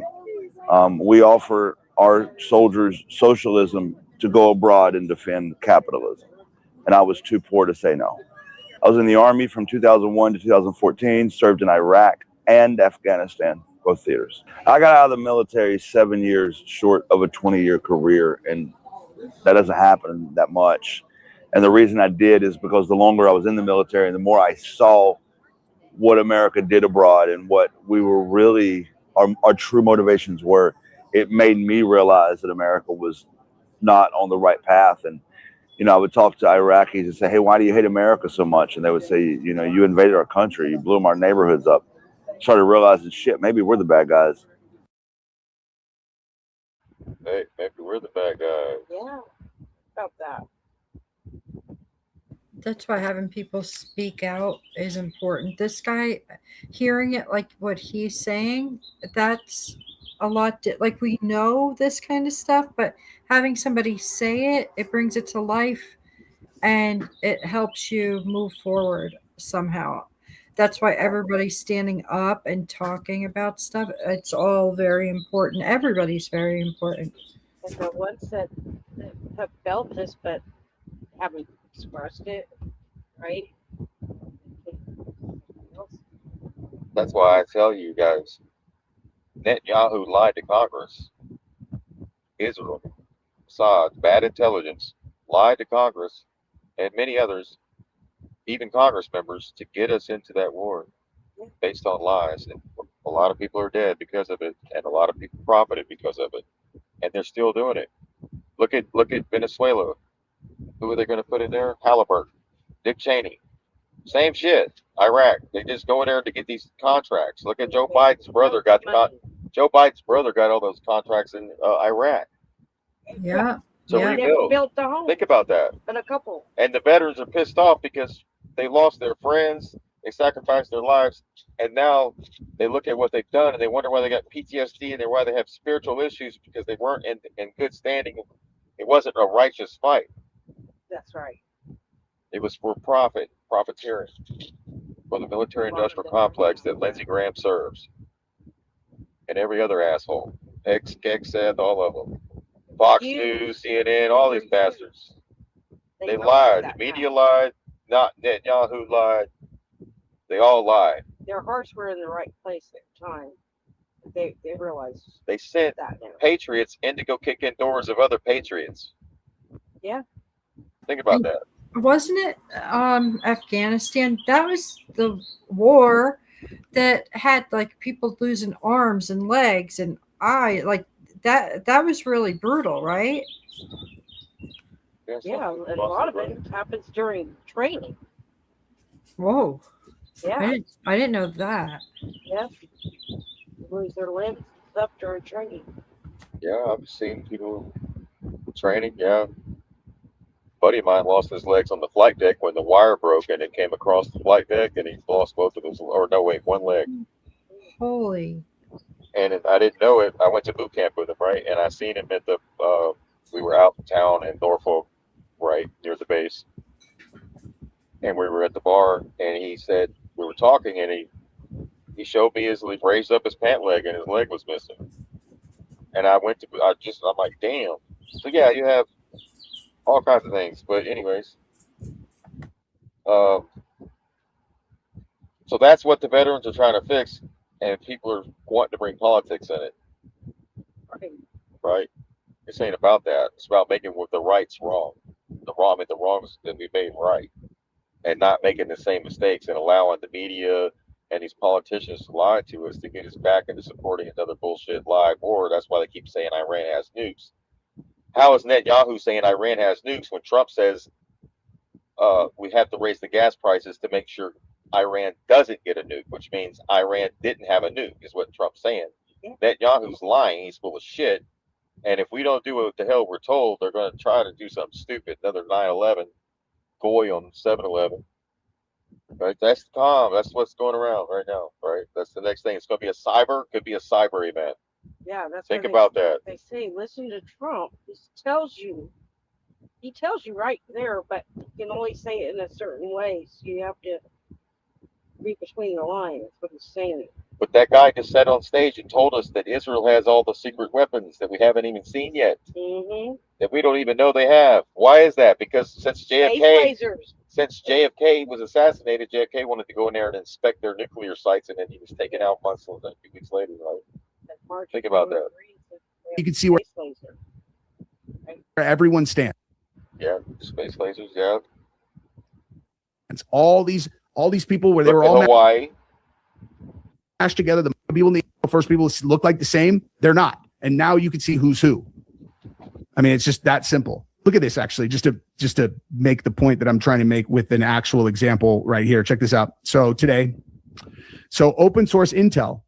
Okay. JD Vance says that instead of Israel responding with force in Lebanon, they should respond with a conversation, stresses that Israel has the right to defend itself, but doesn't want the conflict to spiral out of control. Oh, wow. What an unhinged take from JD Vance. Hey, guys, given that the president has now let the whole world know there's only 3.5 weeks of emergency oil reserves. And if we run out, we're talking about global chaos on a level no one who's alive right now has experienced. It's really important that we get this deal done. So, Israel, if you guys could just, instead of mass murder, why don't you try a conversation? Remember that when Trump said, because stupid people want us to go into a Great Depression. He was talking about Israel. They want to keep the war going, which if we do, they're going to have an economic collapse in this country, which is what the whole goal is to drive the freaking train off the cliff with us in it. That was part of Trump is demanding and telling the gas companies right now, y'all better start dropping these prices on the gas. You only got 3 weeks left. Don't wait. So now he's having the DOJ look into any gas stations. If your gas prices aren't dropping, they're going to be under investigation. They're price gouging. In the middle of a war, which is so they're trying to collapse us, which was the plan. This is what we talked about. We showed all the interviews, which is what they would be part of. They can't come in here militarily. So how do they get you, right? Economically, weather, multiple different ways. Because everybody involved is incentivized to find a way to get along. Lebanon is, you guys are, right? So why don't you guys try talking instead of killing each other, right? And especially you guys, like killing tons of innocent people when you respond. And having your leadership say that if one Israeli soldier gets killed, you're going to kill 1,000 Lebanese children of mothers, okay? Whether they're grown up or, you know what I mean? Like, so who's the terrorist here? Who's showing themselves to be the aggressor, the belligerent? Is it Iran? No. Is it the United States? No. Well, unless you want to look at what we did in Iran. Yeah, if you want to look at the military that's controlled by another foreign nation. We're going to make the IDF, the one that just been trying to partner, our military with the IDF. 1,000 Lebanese mothers cry. And then I believe he said all of Lebanon needs to burn, right? All of Lebanon? What kind of crazy shit is this? You know how many different people live in there? All different faiths? He's like, how about you just... A lot of Christians. So the Lebanon is a Christian nation? There's a lot of them. They must be brown Christians or something. That's probably why they're messing with them. I don't know. How about a conversation? Didn't seem very unreasonable to me. Mark Levinson. I have a response to that. Israel will do what it needs to do without unaligned advice from JD. Whoa, Mark Levin. See, I told you this fucker was an agent. I told you Israel will do what it needs to do without unaligned advice from JD. Oh, the vice president, you mean, Mark? Yeah, you mean the vice president needs to mind his business, Mark? You're brainwashing my grandma to death into supporting Israel. Now all of a sudden Israel's looking like the terrorists that they've been accusing everybody else of being. So y'all don't want peace? The God's chosen people? It said, blessed be the peacemakers, for they shall be called the children of God. No, they want Uh, that land. Not the warmongers. Yeah, they want the land. They want the Greater Israel Project to go forward. Yeah. That's it. There's like, And what, if three? if we, How many states are the countries are listed? Like 3 or 4 different countries around them that they want the land. Yeah. They want, a huge part. Yeah. Cynic said, All of yeah, Palestine. they want the whole Jordan. They want all of it. I mean, it's huge. Part of Lebanon. It's around that body of water inland. Cynic says, if you don't want to take America's advice and be going into peace, then you obviously also should take America's money. How about that, Mark? How about not? Let's not send them no more money since they just want to do whatever they want to do, and they don't want to listen to the vice president and president. They don't want to negotiate peace. They just want to blow everybody off the map until they get the land. What? JD's advice was have a conversation instead of burning the entire country down, which is what your guy stated that he wanted to do. Well, thanks for the advice. Okay. But that's unaligned advice from JD because we have already stated what we want to do. Okay. We stated it. 1,000 mothers for every one of ours.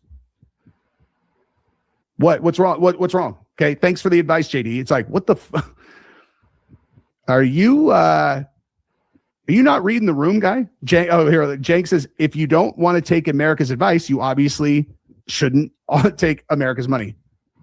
Yeah, that, right?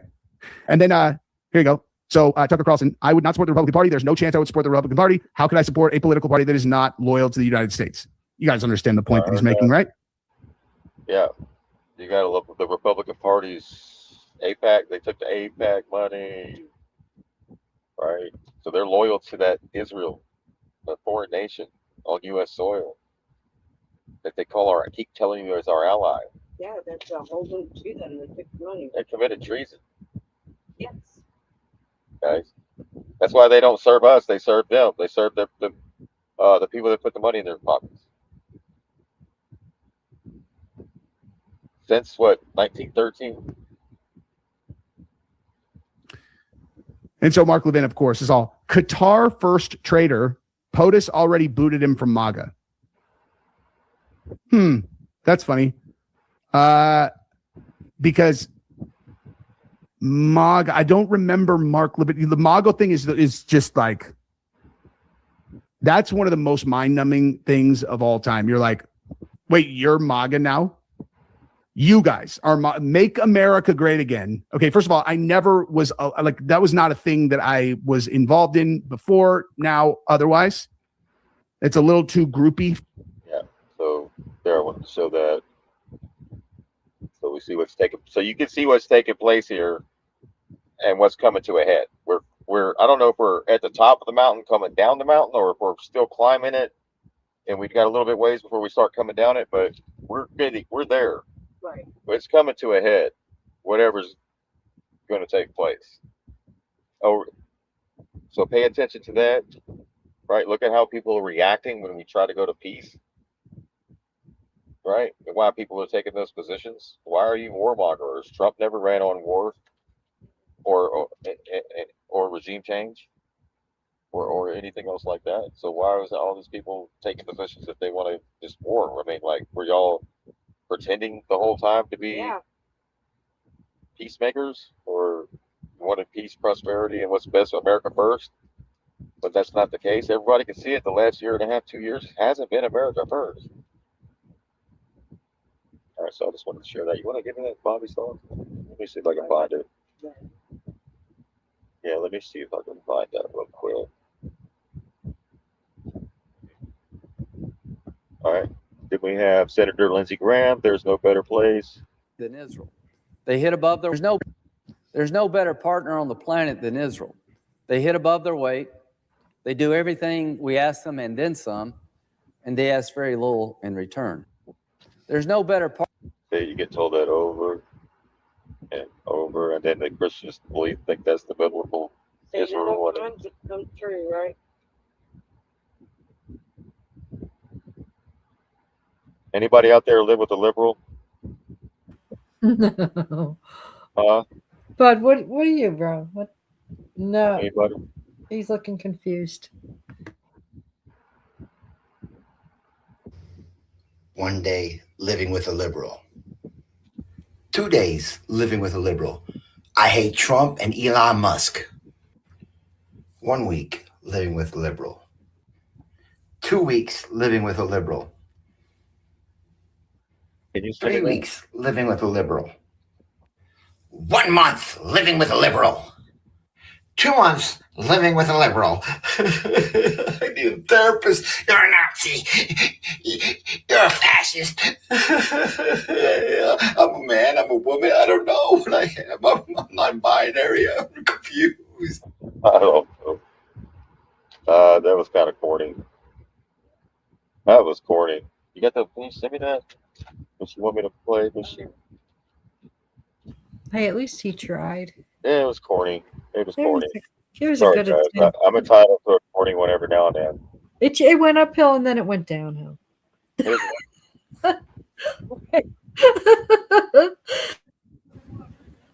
So, a truck full of bees crashed.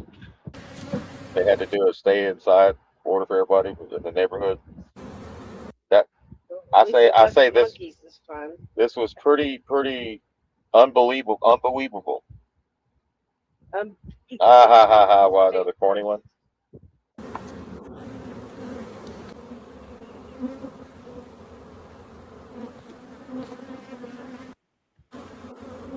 This is probably a very small percentage of them. As you can see, there are a lot of them. They're all over the boxes.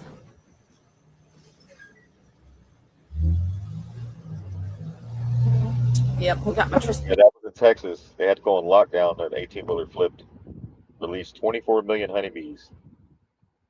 The truck was carrying 400 hives, 60,000 bees. It flipped into a ditch in Orange County, right up the road, where we were told to seal their windows and remain inside their houses. So they only estimate about 25%, maybe, would be.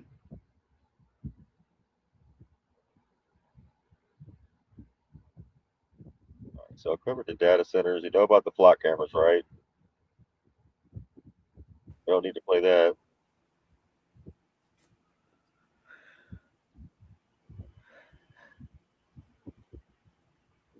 You remember this, huh?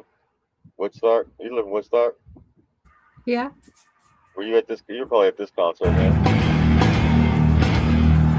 You go to this concert? I went to the 94 just for a few hours. I was younger. And then 99, I was at the radio station.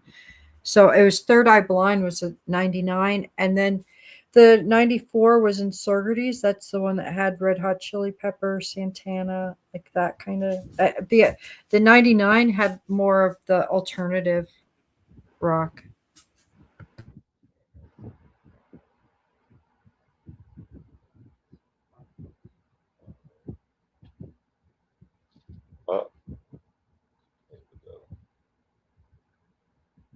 What is this? What is this?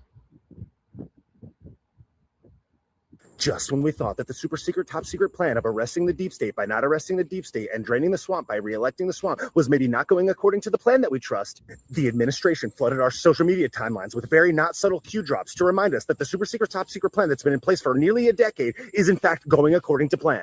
Because I don't know about you, because if I have a super secret, top secret military operation that only nobody knows about except every single person on Next knows about it, I'm just going to put Donnie's face in front of the letter Q to signal to them that the super secret, top secret military clearance that I have in order to get this information to take down all the global powers of the world is best hidden when revealed to everyone on X. And hold the line, Patriots, because everybody else just doesn't get it. It's not because they wanted to do marketing and branding ahead of the quantum computing executive order announcement today and everybody's favor behind it. It's because of the super secret military operation. Lock down the country, plan. Rushed mystery juice that enriched everyone in Big Pharma, all the worst people, plan. Passed the multi-trillion-dollar CARES Act that inflated the value away of normal dollars that's in everybody's pocket, but raised asset prices for all the rich people that hold all the assets. Plan, lock down the entire country, tank the stock market, reduce the value of people's 401ks, retirement accounts, and investor brokerage accounts, only to print a bunch of money, give it away to people basically for free, inflate the value of the stock market to record highs, and create a bubble that everybody who already had the money was able to buy on the cheap while everything was locked down. Plan, Marco Rubio would be Miriam Madison's perfect little puppet. Secretary of State. Plan, Lindsey Graham is bloodthirsty for war, wants to keep us in the Middle East forever. Re-elect. Plan, we're going to make housing more affordable by keeping the price of housing high. 50-year mortgage. Plan, quantum computing requires data centers. Data centers require space. Space, farmland, agriculture, eliminate it. Freshwater, burn it. Quantum computing, AI, data centers, good. Plan. Because what everybody doesn't understand, now stick with me here, Patriots, is that the data centers that everybody's been saying are bad because they eat up the farmland and burn all the fresh water, they are actually good because of quantum computing, because of the plan. Because if the executive order about quantum computing is good, that means that the data centers are good, which means that the farmland being burned is good, which means that the water being burned is good. So the farmland is bad, the water is bad, quantum computing is good. It's all part of the plan. And you know who's going to make all the money by building all of those data centers? The rich elites. They should build the data centers that we run the quantum computing on, that take up the farmland, that burn the fresh water, that increase the cost of our utilities to enrich them. Plan. And of course, I, everyday civilian with no military clearance or background whatsoever, am giving this information to you about the super secret plan here, open, in the public, on X, because I know, and now you know, the truth. Plan. And at the end of the video, I'm going to give you a logical tautology, a word that I just looked up to make sure that it was correct, which is just a general statement that covers all possibilities, so it's impossible to be false. Like, can't wait for what's next, or buckle up, or enjoy the show, Patriots. A top secret plan that everybody knows on X. I know. And you're one of the few people that to make gets you feel this. I know it. Like Yeah. so smart. Because you were brought in special by an Anon. Well, exactly. Oh, They want you to post that video. Well, we passed the American test, being like too cocky for our own good. Yeah, that's what it is. Just when we thought that the super secret, top secret plan of arresting the deep state by not arresting the deep state and draining the swamp. What? The super secret plan of what? Hold on. Just when we thought that the super secret, top secret plan of arresting the deep state by not arresting the deep state. The super secret. Oh, we're going to drain the swamp by not draining the swamp. It's a military operation to not drain it. Oh, wait. He said he was going to drain it, though. Like, why is he filling it up? Why is he filling the pool up? Oh, now he's got to take the pool water back out? Drain it again? Like, what's the comms on that one? Right? And there's a terrorist. The super secret, top secret plan. And draining the swamp by re-electing the swamp was made. Yeah, like if you're going to drain the swamp, why are you endorsing the swamp? That doesn't make that. I don't get that. Why does Trump? Why does he endorse the swamp, guys? It's one of those things. Why do nobody people asked. vote? Why do people vote for the swamp if they voted for the swamp to be drained? They've got to show that that voting doesn't matter. Right. Because That's a good Thomas point. Massey, it's oh yeah, thank So you. you vote for Trump to drain the swamp, and then Trump tells you to vote for the swamp, and then you vote for the swamp to not to be reelected. That's what the point he's making here. What are we doing? Like you're supposed to be assisting by not voting for the swamp, right? Not going according to the plan that we trust. Well, Trump told me Trump endorsed him. It's got to be good. The administration flooded our social media timelines with very not subtle cue drops to remind. Yeah, I think I put that in the chat too. Like I did on the Rumble. Yeah, that's on Rumble. I posted it on television. What happened to the Woodstock video? Oh, you want me to finish that? I don't know why. Yeah. No, I really enjoyed your input on that. What you would be. But the point of this video is, let me play it. Here, let me show you. Let me read it first. Let me set it up. Have you ever heard about the Limp Bizkit Woodstock theory? Think about this, Nadine. The limp what? It's called the Limp Bizkit Woodstock theory. Oh, okay. All right. You're from Woodstock and you don't know about the Limp Bizkit Woodstock theory? No. Holy shit. All right, here we go. I got you. So Limp Bizkit performed Break Stuff, right? At Woodstock in 1999, which Nadine was working at the radio station. Yeah, that's the Third Eye Blind. That Third kind Eye of Blind. thing. Right. All right. So 1999, and the young white male crowd erupted into riots. They had fires and chaos. So what happened was, according to the theory, is the elite saw firsthand the dangerous mobilizing power of angry new metal music on white men. What they didn't like is the possibilities that those white guys could rise up full of anger. So they had to stop it before they even realized that it says they had to stop us before we realized ourselves what we could actually do if we all were together as one. So they responded by pulling back support for those bands after that. So in the 2000s, if you noticed, after 99, the music industry shifted heavily toward promoting who? Eminem, rappers, hip hop.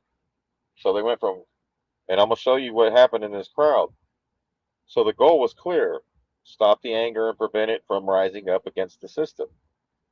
Rock was deliberately sidelined for that. You got Dr. Dre and all that came out of that stuff. So this was cultural control. So they shifted it from this. I feel like shit. My suggestion is to keep your distance, because right now I'm dangerous.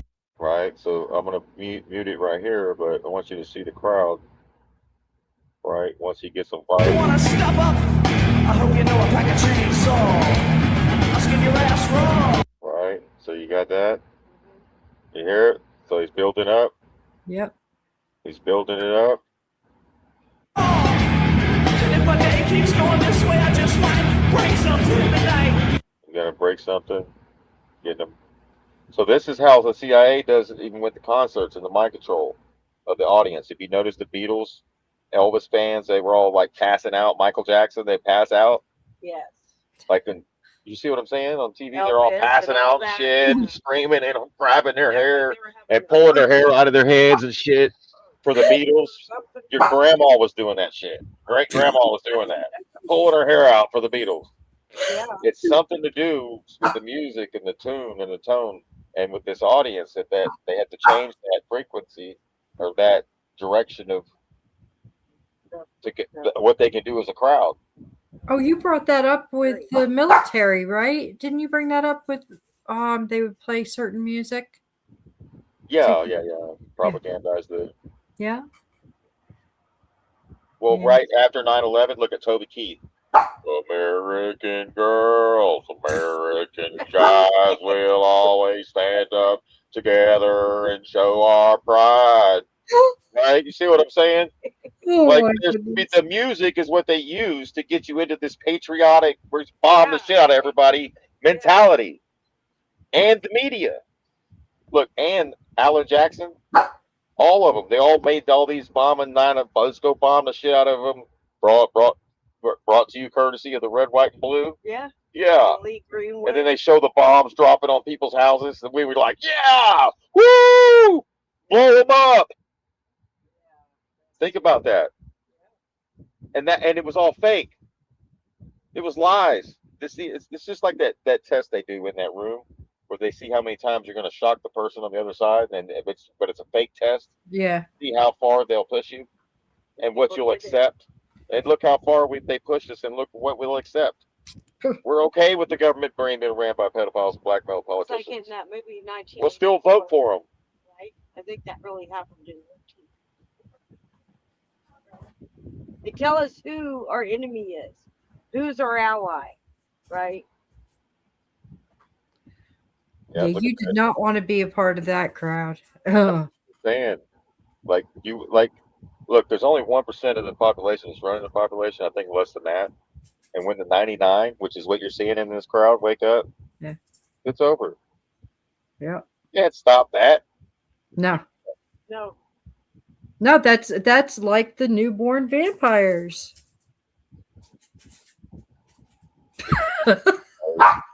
I was a Twilight fan.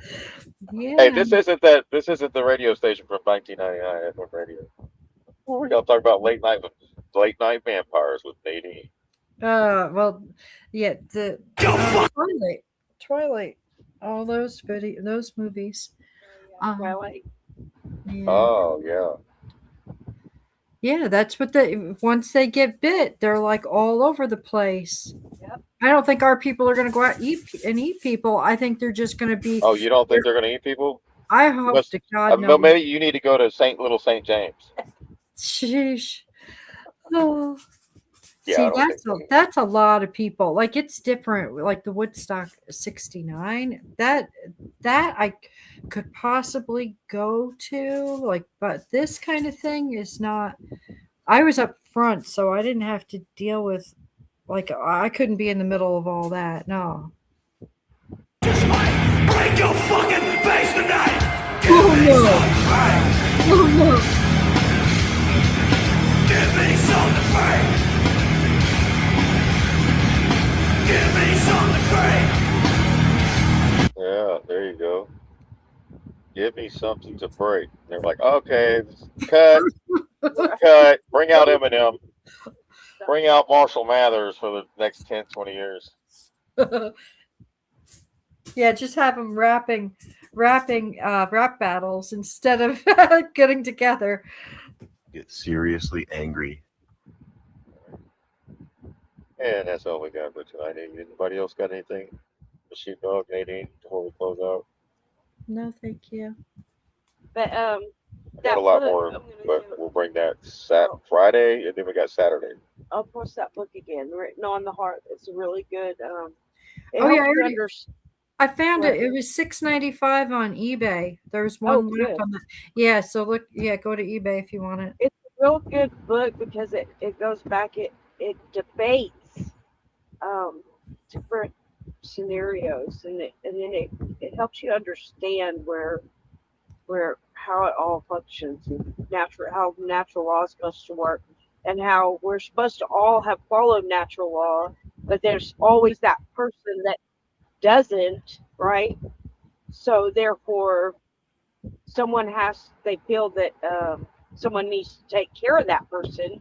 Like if you have a community, everything's going great, and then you have somebody that murders somebody, right? Then how are you going to handle it? Then they pick somebody to handle that issue. But then sometimes when you hand them that power, then it's almost impossible to take that power away.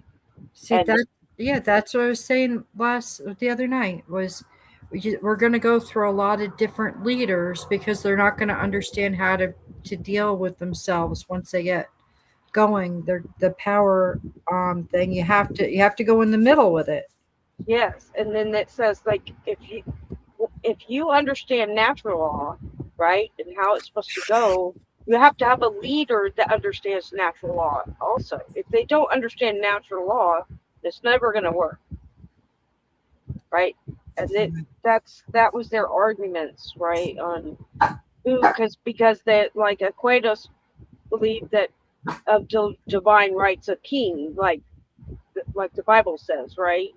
But then he argues back with that because not everyone has that capability. Just because your father or your great grandfather or 200 years before you came along, that person might have been a great person. You might be a terrible person that doesn't understand none of that.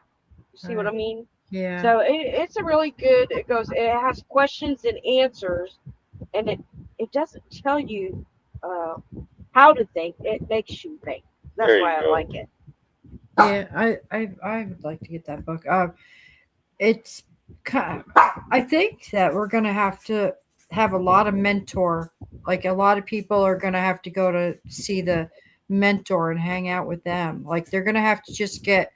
I don't know how bad the attitude adjustments are going to be, but they're going to have to hang out with people that do shit the right way and aren't like doing what they're doing. Like I don't know how else, because you can't just throw everybody in jail again. No, that's not. No, I think once you start showing people the right way, then they'll catch on and be like, you know what? Life really sucked before you helped me. has to be a change of hearts first, right? Yeah. We got to look at how the justice is supposed to be served compared to how justice has been served, right? Go back to natural law and you'll see, and even then, even nature will correct you either Right. way. So, Right. Because right now with civil law, it's there when you get a fine or something, that goes to the county or state or whatever. Like Yep. it's not going to the person that got hurt. And then if the person is going to jail, how is that helping the person that got hurt? exactly. Like that's why I brought, and I'll bring that again, the Brennan's law. Yeah, yeah. That was really good based on natural law, where you compensate the person that you injured, however, even if you called someone like you called them a cuss word or a derogatory name, you would have to pay that person. Or if you said it publicly, to discredit that person's honor, right? Yeah. It was all about honor and paying for your mistakes. Yeah, and it's not going to be about getting rich off of this one score because, like, somebody can act in haste because they get pissed off in the moment. Like that's going to be taken into consideration too. Like you're not going to be able to provoke somebody into giving you a big ass settlement. Like that's not going to be. No, it's all going to be different. Yeah. Yeah, no more of this free freaking ride and then setting somebody up to take the fall so you can get something. Like that kind of mentality is just people just need to get it out of their system right now before it gets any farther, because in the beginning of a new kind of system, I would think it would be a little bit harsher than it should be. Like it has to bend and move and stuff in the beginning, right?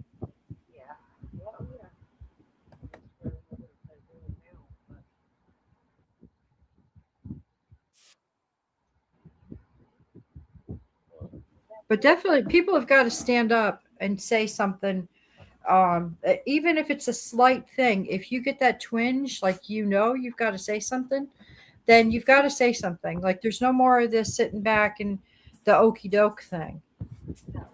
No more of that. And that's all, folks. Yeah, it's IBD. That's all, folks. I like that. Oh yeah, it's IBD. Yeah, have a good one. There we go. Turn the fan on. It's good. Y'all have a great rest of your night. We are out of here. Y'all stay cool now here. Yeah, oh, don't forget your chill doggies. Yeah, get your chill doggies. 4th of July is coming up. Get them chill doggies. Lush Puppies, Nutrition, Enforce Immune Support, Clarity Focus Formula, Shield Protection, Blend, Sequoia Premium Dog Food and Cat Food, Special Sauce Toppers, and more. Visit sheepdogspets.com. And we're out. Good night, everybody. Good night. I'm trying to brush up on my podcaster. Thank you for joining us, and we'll see you. Here we go. See you on the flip.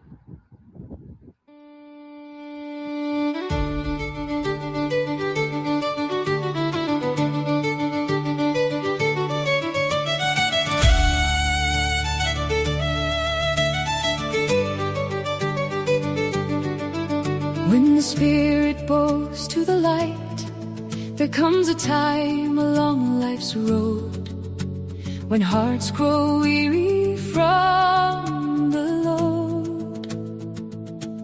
When words fall silent, answers cease, and restless minds can find no peace. The masks we wear begin to break. The soul begins at last to wake. The noise of earth starts fading away, and truth steps softly into the day. The sacred scene is more than art. It's a mirror of the human heart. Hey!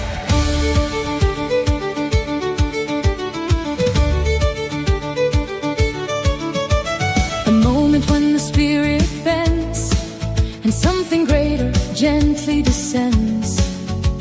The angel kneels beneath the glow, not out of weakness, but to grow. Its wings stretched wide toward realms above, a symbol of wisdom, faith, and love.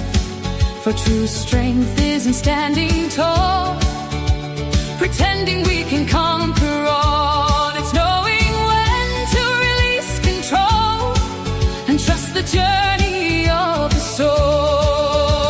The light that pours from heaven's height represents eternal sight, a source beyond all names and creeds, the force from which creation breathes. And as the angel bows its head, the chains of old illusions shed.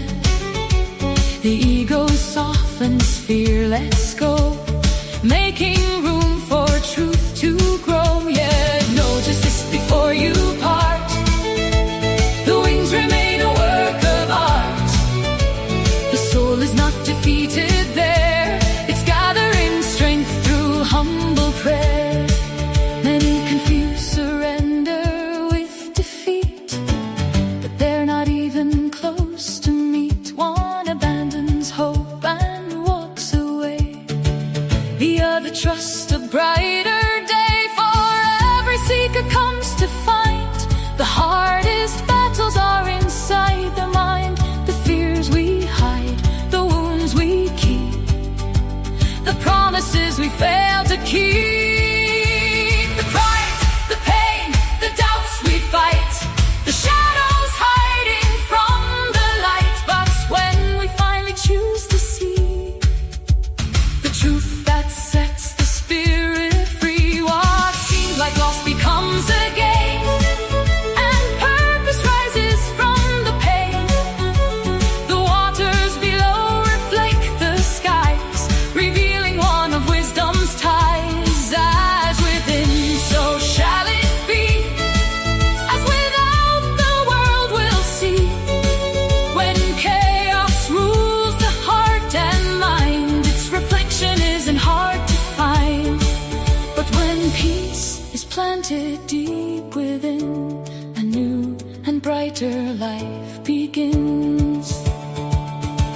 The sin is not just of wings and grace, it's every soul in every place, every heart that's shed a tear, every soul that's battled fear, every dreamer who has prayed, every wanderer who lost their way, every person brought to their knees, searching for answers in life's mysteries. And through it all, the light remains, beyond the storms and earthly pains. Patient, gentle, steady and true, always waiting to shine through you. It asks not perfection, it asks not fame, it simply calls your soul by name. For transformation often starts when we stop fighting with our hearts, when we release our need to know and trust the sacred flow. Perhaps the lesson shining bright within this vision of heavenly light is not that strength means standing alone, but knowing when you finally grow. The strongest souls are not those who never fall, nor those who believe they can conquer all. They are the ones who seek what's right, who kneel before truth and rise with light. And when they return from the depths they've crossed, they carry wisdom born from loss, a brighter flame for all to see, a beacon of what we're meant to be.